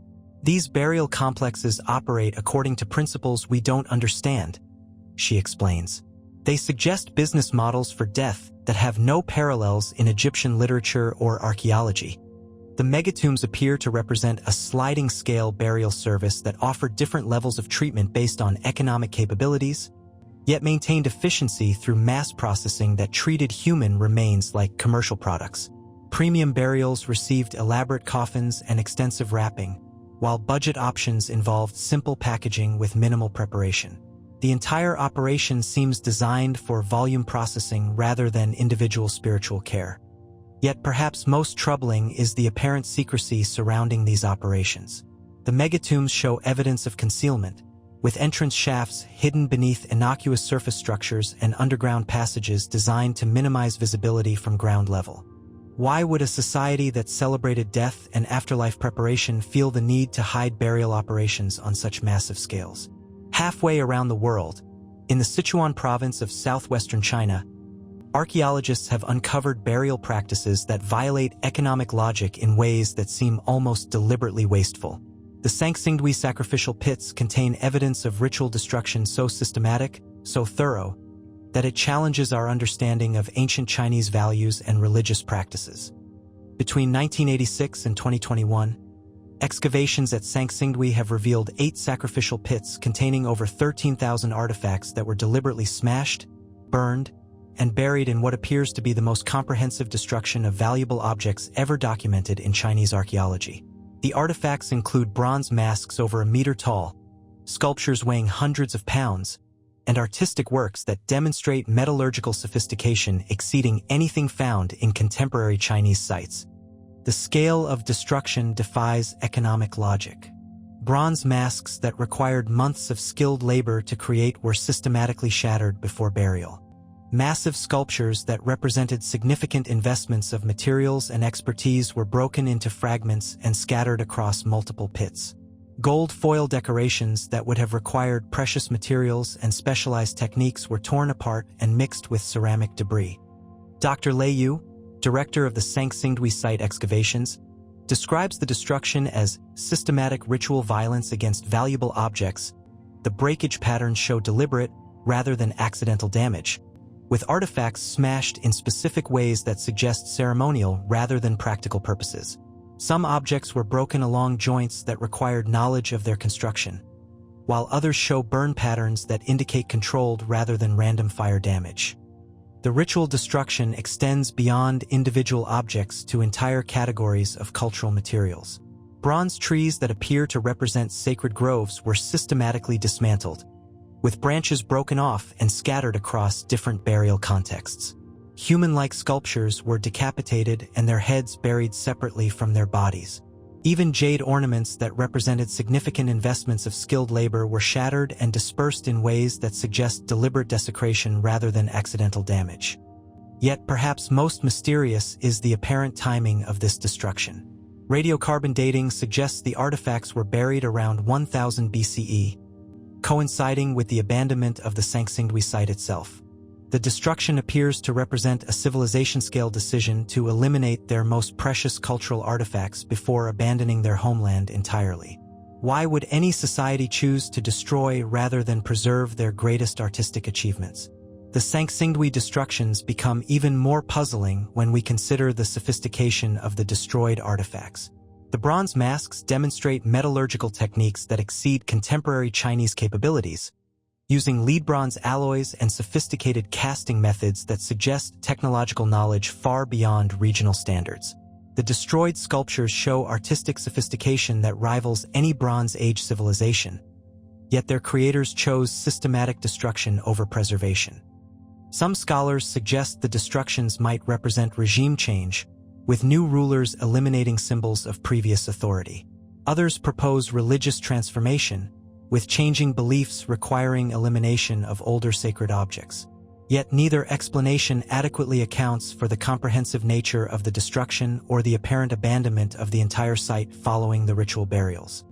While Sangsingdui represents destruction on an incomprehensible scale, other burial mysteries demonstrate astronomical knowledge integrated with funerary practices in ways that suggest sophisticated understanding of cosmic cycles and their relationship to death and rebirth. Ireland's Newgrange Passage tomb, which we've encountered among impossible architecture, represents perhaps the most remarkable example of burial practices that required advanced astronomical knowledge to achieve their intended effects. Built around 3200 BCE, Newgrange demonstrates understanding of solar geometry that enabled its builders to create what amounts to an astronomical clock powered by the winter solstice sunrise. The tomb's design allows sunlight to penetrate its 19-meter passage only during the 5 days surrounding December 21st, when the rising sun aligns precisely with the passage entrance and floods the burial chamber with golden light for exactly 17 minutes. Achieving this effect required mathematical understanding of solar declination, precise knowledge of the winter solstice position, and engineering capabilities that could orient a massive stone structure to astronomical tolerances measured in fractions of degrees. The builders had to calculate not just the sun's position on December 21st, but its exact angle and trajectory to ensure that sunlight would penetrate the narrow passage and illuminate the burial chamber at the moment of the year's rebirth. Recent discoveries have revealed that Newgrange's astronomical sophistication extends far beyond solar alignment. Ground-penetrating radar has detected additional chambers that may align with lunar standstills, stellar risings, and other astronomical events that occur over longer cycles. The entire complex appears designed as a three-dimensional calendar that tracked cosmic events through architectural alignment, a stone computer that calculated celestial time through the physics of light and shadow. DNA analysis of human remains from Newgrange has revealed another disturbing aspect of its burial practices. The individuals interred in the passage tomb show evidence of first-degree incest, suggesting that access to this cosmic burial chamber was restricted to an elite bloodline that maintained genetic purity through brother-sister or parent-child marriages. The practice mirrors divine kingship traditions found in ancient Egypt and other civilizations, but its presence in Neolithic Ireland suggests social sophistication that challenges our understanding of Stone Age societies.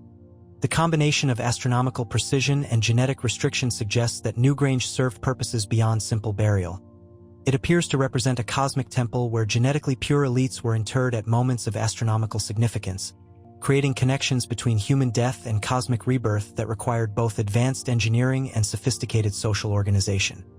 Similar patterns of astronomical burial orientation appear in ancient sites worldwide, from the pyramids of Egypt to the burial mounds of Ohio, suggesting that integration of cosmic knowledge with funerary practices may represent a fundamental pattern in human religious development.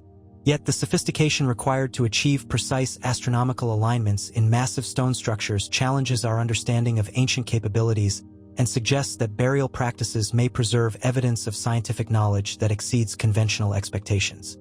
These burial mysteries force us to confront uncomfortable questions about ancient societies and their treatment of death.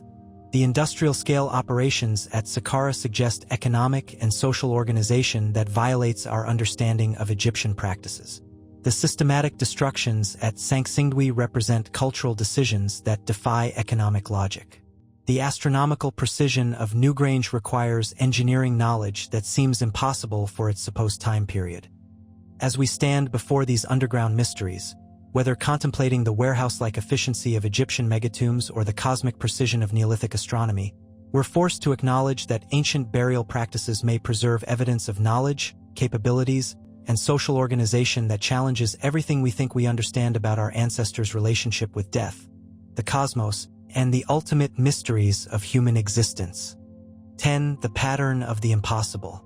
As we emerge from the underground chambers of Saqqara and the sacrificial pits of Sanxingdui, as we step back from the astronomical precision of Newgrange and the inexplicable destructions of priceless artifacts, a disturbing pattern begins to crystallize before our eyes. These aren't isolated mysteries scattered randomly across human history. They represent something far more systematic and unsettling. What we've encountered isn't a collection of curious anomalies, but evidence of a global phenomenon that challenges the very foundations of how we understand human development, technological progress, and the nature of civilization itself. The pattern that emerges defies our most basic assumptions about how knowledge develops, how societies evolve, and how human capabilities advance through time. Across continents and millennia, separated by vast oceans and cultural gulfs, ancient peoples achieved impossibilities with such consistency that coincidence becomes an inadequate explanation. We're forced to confront the possibility that human history may be far stranger, far more sophisticated, and far more mysterious than our academic models dare suggest. The first thread in this pattern of impossibility is perhaps the most disturbing, the precision paradox that appears with relentless consistency across every ancient mystery we've examined. From the millimeter-tolerant stone cutting at Pumapunku to the bronze gears of the Antikythera mechanism, from the astronomical alignments of Göbekli Tepe to the marine engineering of Nan Madol, we encounter precision that exceeds what we attribute to ancient capabilities with such regularity that it can no longer be dismissed as exceptional achievement. This precision isn't limited to a single culture, time period, or geographical region. It appears in Bolivian highlands and Lebanese valleys, in Turkish hilltops and Chinese caverns, in Egyptian tombs and Irish passage graves. The builders of these impossible structures achieved tolerances that rival modern manufacturing using tools that supposedly couldn't produce such results. They positioned massive stones with millimeter accuracy, cut bronze gears to microscopic specifications, and aligned monuments to astronomical events with precision that challenges contemporary surveying equipment. Yet what makes this precision truly paradoxical isn't just its accuracy, it's its apparent lack of developmental progression. These achievements don't show the gradual improvement we expect from technological learning curves. Instead, they appear fully formed, as if their creators had always possessed complete mastery of precision engineering. The oldest examples are often the most sophisticated, while later attempts sometimes show declining rather than advancing capabilities. Dr. Christopher Dunn, a precision machinist who has spent decades analyzing ancient stonework, notes that achieving such tolerances requires not just sophisticated tools, but complete understanding of measurement, quality control, and manufacturing processes. The precision we see in ancient sites requires systematic knowledge that goes far beyond individual craftsmanship, he explains. It suggests technological traditions that we don't understand and capabilities that we've somehow lost track of entirely. The second thread in our pattern involves the systematic disappearance of advanced knowledge and capabilities. Time and again, we've encountered technologies that achieved sophistication exceeding medieval capabilities, only to vanish so completely that we struggle to understand how they worked. Damascus steel with its carbon nanotube structures, Roman concrete with its self-healing properties, the Lycurgus cup with its nanoscale light manipulation.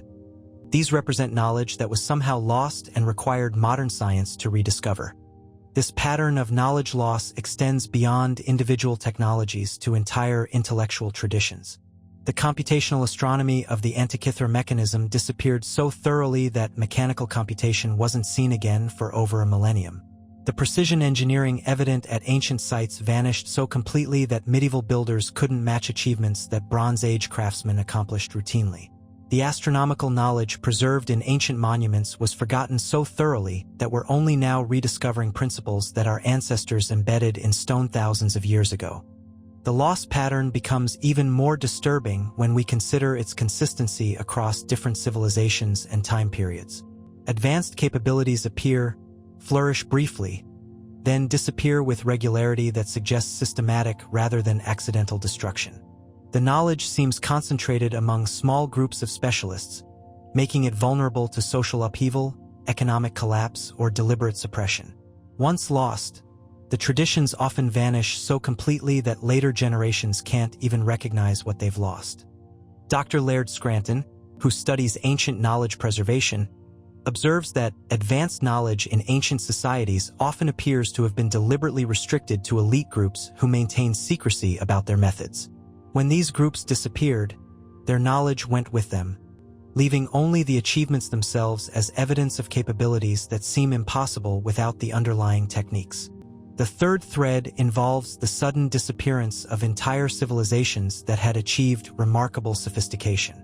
The Indus Valley, the ancestral Puebloans, the Minoans, the Olmecs, all represent societies that developed advanced capabilities and complex cultures, only to vanish so completely that no memory of them survived in later traditions.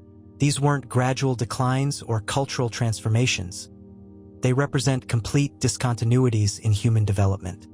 These disappearances share characteristics that make them particularly mysterious. The vanished civilizations often achieved sophistication that exceeded their supposed technological context. They left behind undeciphered scripts that hide crucial information about their knowledge and beliefs. They show evidence of advanced capabilities that seem to have no clear developmental history or obvious successor traditions. Most disturbing is the completeness of these disappearances. The civilizations didn't just decline or transform. They vanished so thoroughly that archaeologists struggle to understand basic aspects of their social organization, beliefs, and daily practices. Their achievements become archaeological puzzles rather than historical memories, as if entire chapters of human development had been deliberately erased from the record. The fourth thread involves the resistance of ancient achievements to modern replication attempts. Despite our advanced understanding of engineering, materials science, and construction techniques, we consistently struggle to reproduce ancient achievements using reconstructed period methods. Experimental archaeologists can't match the precision of ancient stone cutting, can't replicate the properties of Damascus steel, and can't achieve the astronomical accuracy of ancient monuments using tools available to their builders. This replication gap suggests that we may be missing crucial knowledge about ancient techniques, materials, or methods.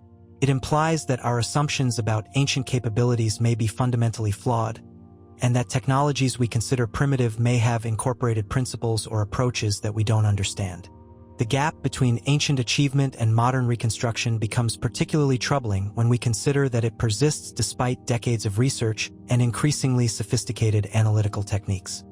Dr. Dennis Stocks, who has spent decades attempting to replicate ancient Egyptian construction techniques, notes that the more precisely we analyze ancient achievements, the more difficult they become to explain using conventional reconstructed methods. It's as if the ancients knew something about materials, techniques, or processes that were missing entirely. The fifth thread involves the global distribution of similar techniques and knowledge across supposedly isolated ancient cultures. Precision stone cutting appears in Bolivia and Lebanon, Egypt, and Cambodia. Astronomical alignments show up in Ireland and Egypt, Guatemala, and England. Sophisticated metallurgy emerges independently in Syria and China, Peru, and India. The consistency of these achievements across vast geographical and temporal distances challenges explanations based on independent development. This global pattern suggests either remarkable convergent evolution of human capabilities or knowledge transfer mechanisms that we don't understand. The similarities often extend beyond general concepts to specific techniques, proportions, and even measurement systems that seem too precise to represent coincidental development. The pattern implies connections or influences that don't fit our understanding of ancient communication and travel capabilities. The sixth thread involves the apparent secrecy surrounding many ancient achievements. The Roman dodecahedrons left no documentation despite appearing across northern Europe for centuries.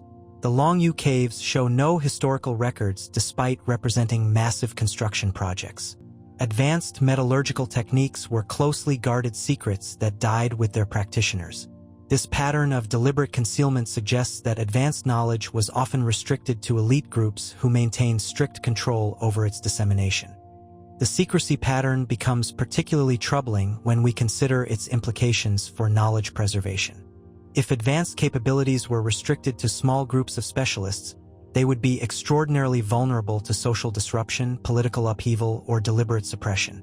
The concentration of knowledge among elites may explain why so many sophisticated technologies disappeared completely rather than being adapted or simplified for broader use. As we step back to examine these patterns collectively, the impossible precision, the systematic knowledge loss, the complete civilizational disappearances, the replication failures, the global distributions, and the institutional secrecy, we're forced to confront an uncomfortable possibility. These may not represent isolated anomalies or exceptional achievements, but evidence of human capabilities, knowledge systems, and technological traditions that don't fit our conventional understanding of historical development. The pattern suggests that human civilization may have experienced cycles of advancement and decline that challenge linear models of technological progress. It implies that sophisticated knowledge and capabilities may be far more fragile than we assume, vulnerable to loss through mechanisms that we don't fully understand. Most disturbing of all, it raises the possibility that we may have lost more knowledge than we've gained, and that our ancestors may have possessed capabilities that we're only now beginning to rediscover. The pattern of the impossible forces us to question not just specific historical details, but fundamental assumptions about human development, technological progress, and the nature of knowledge itself. 11. Modern attempts to solve ancient riddles. The unsettling patterns we've uncovered, impossible precision, vanished knowledge, mysterious disappearances, demand answers that conventional archaeology has been unable to provide. Yet perhaps our greatest hope lies not in the past, but in the cutting-edge technologies of the present. Armed with artificial intelligence, quantum sensors, satellite imaging, and analytical techniques that would seem like magic to previous generations of researchers, modern science is launching an unprecedented assault on humanity's most persistent mysteries. But as we deploy our most sophisticated tools against these ancient riddles, we're discovering something deeply disturbing. The closer we look, the stranger these mysteries become. Advanced technologies that should provide clear answers instead reveal new layers of impossibility. Computer algorithms that crack military codes stumble before ancient scripts. Electron microscopes that reveal atomic structures uncover evidence of sophisticated techniques that challenge everything we thought we knew about ancient capabilities. Welcome to the paradox of modern mystery solving, where our most advanced instruments often deepen rather than resolve the enigmas they examine. Here, in sterile laboratories and university research centers, scientists armed with tools that ancient peoples could never have imagined find themselves confronting evidence that ancient peoples achieve things that modern scientists struggle to understand. The assault on ancient mysteries began with humanity's oldest undeciphered puzzle, the tantalizing scripts that have resisted human understanding for centuries. In research centers from Yale University to the Indian Institute of Technology, teams of computer scientists and linguists are deploying artificial intelligence systems more powerful than those that defeated chess grandmasters and Go champions against writing systems that have baffled scholars for generations. The Voynich manuscript, that impossible 15th century book filled with alien script and botanical impossibilities, has become a particular target for AI analysis. Dr. Ahmet Ardik of the University of Kent trained neural networks on medieval languages, hoping to detect underlying linguistic patterns hidden within Voynichese. His algorithms suggested possible connections to Hebrew, but despite processing power that exceeds the computational capacity available to all previous Voynich researchers combined, the manuscript continues to guard its secrets with almost supernatural tenacity. The AI can identify patterns that human analysts miss, explains Dr. Ardik, but pattern recognition isn't the same as comprehension. The Voynich manuscript shows statistical properties consistent with natural language, yet every translation attempt produces nonsense. It's as if the text is designed to appear linguistic while remaining forever meaningless. Even more sophisticated approaches have yielded similarly frustrating results. Machine learning algorithms trained on hundreds of ancient languages can't identify the underlying structure of Voynichese. Neural networks that successfully decoded linear B stumble completely when confronted with linear A. Deep learning systems that translate between modern languages with remarkable accuracy produce gibberish when applied to the Indus Valley script. The failure of AI to crack ancient scripts reveals something profound about the nature of these writing systems. They resist computational analysis not because they're poorly preserved or insufficiently documented, but because they operate according to principles that our most advanced algorithms can't recognize. Either these scripts encode information in ways that differ fundamentally from known writing systems, or they represent something other than conventional language entirely. Dr. Rajesh Rao of the University of Washington has spent years applying machine learning to the Indus Valley script, using techniques that successfully identify patterns in DNA sequences and astronomical data. His analysis suggests the script shows properties consistent with linguistic structure, yet translation remains impossible. We can prove that the Indus script contains information, he explains, but we can't determine what that information might be. It's like having a radio that can detect a signal but can't tune in to receive the actual message.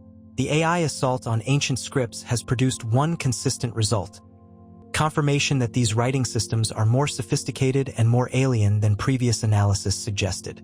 Computer algorithms reveal mathematical relationships, statistical patterns, and structural complexities that suggest their creators possessed understanding of information theory and linguistic principles that wouldn't be formally developed for millennia. Yet this very sophistication makes the scripts more mysterious rather than more comprehensible. While computer scientists struggle with ancient texts, experimental archaeologists are attempting to solve ancient mysteries through direct replication of supposed ancient techniques. Armed with reconstructed tools, traditional materials, and decades of research into ancient methods, these modern craftsmen are testing whether conventional explanations for impossible achievements can actually produce the results we see in archaeological sites. Dr. Dennis Stocks has spent over 30 years attempting to replicate ancient Egyptian precision stone cutting using copper tools, sand abrasives, and techniques described in archaeological literature. His experiments have produced impressive results that demonstrate remarkable skill and patience can achieve extraordinary precision with primitive tools. Yet his most successful attempts still fall short of the accuracy evident in ancient Egyptian artifacts. "I can achieve remarkable results with copper and sand," explains Dr. Stocks, "but the precision I see in original ancient work consistently exceeds what I can produce. Either the ancients possessed techniques I haven't rediscovered, or they had access to tools and methods that we don't understand." Similar replication attempts at other sites have produced equally frustrating results. Teams attempting to recreate Pumapunku's precision using reconstructed ancient techniques achieve impressive stone cutting, but can't match the millimeter tolerances evident in original blocks.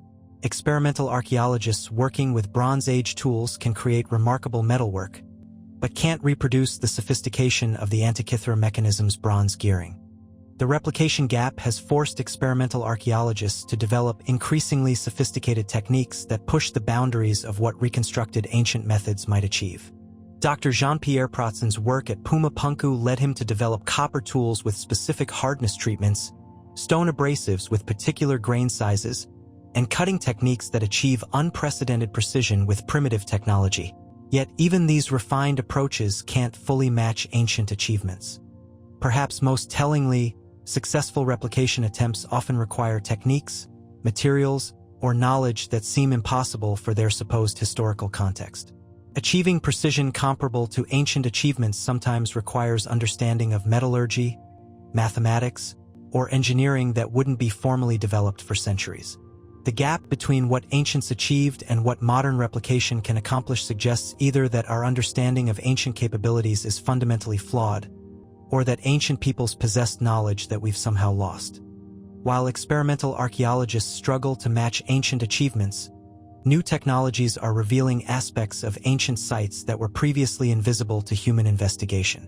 Ground-penetrating radar, magnetometry, LiDAR scanning, and satellite imaging are uncovering hidden chambers, buried structures, and concealed features that add new dimensions to ancient mysteries, while often making them more rather than less puzzling. The application of ground-penetrating radar to Egypt's Giza Plateau has revealed a network of voids, chambers, and passages that suggest the pyramids may be far more complex than previously imagined. The Scan Pyramids project, using cosmic ray muon tomography, has detected previously unknown chambers within the Great Pyramid that challenge our understanding of its internal structure. Each new discovery raises fresh questions about the pyramid's purpose, construction methods, and hidden features. Similar technological revelations are transforming our understanding of other ancient sites. LiDAR scanning of jungle-covered Maya cities has revealed urban complexes of unprecedented scale and sophistication. Satellite imaging of Angkor in Cambodia has uncovered hydraulic systems that span hundreds of square kilometers. Ground-penetrating radar at Stonehenge has detected previously unknown stone circles and buried structures that suggest the site was far more complex than the visible monuments indicate. Yet these technological revelations consistently deepen rather than resolve ancient mysteries. The hidden chambers in pyramids raise questions about unknown construction techniques.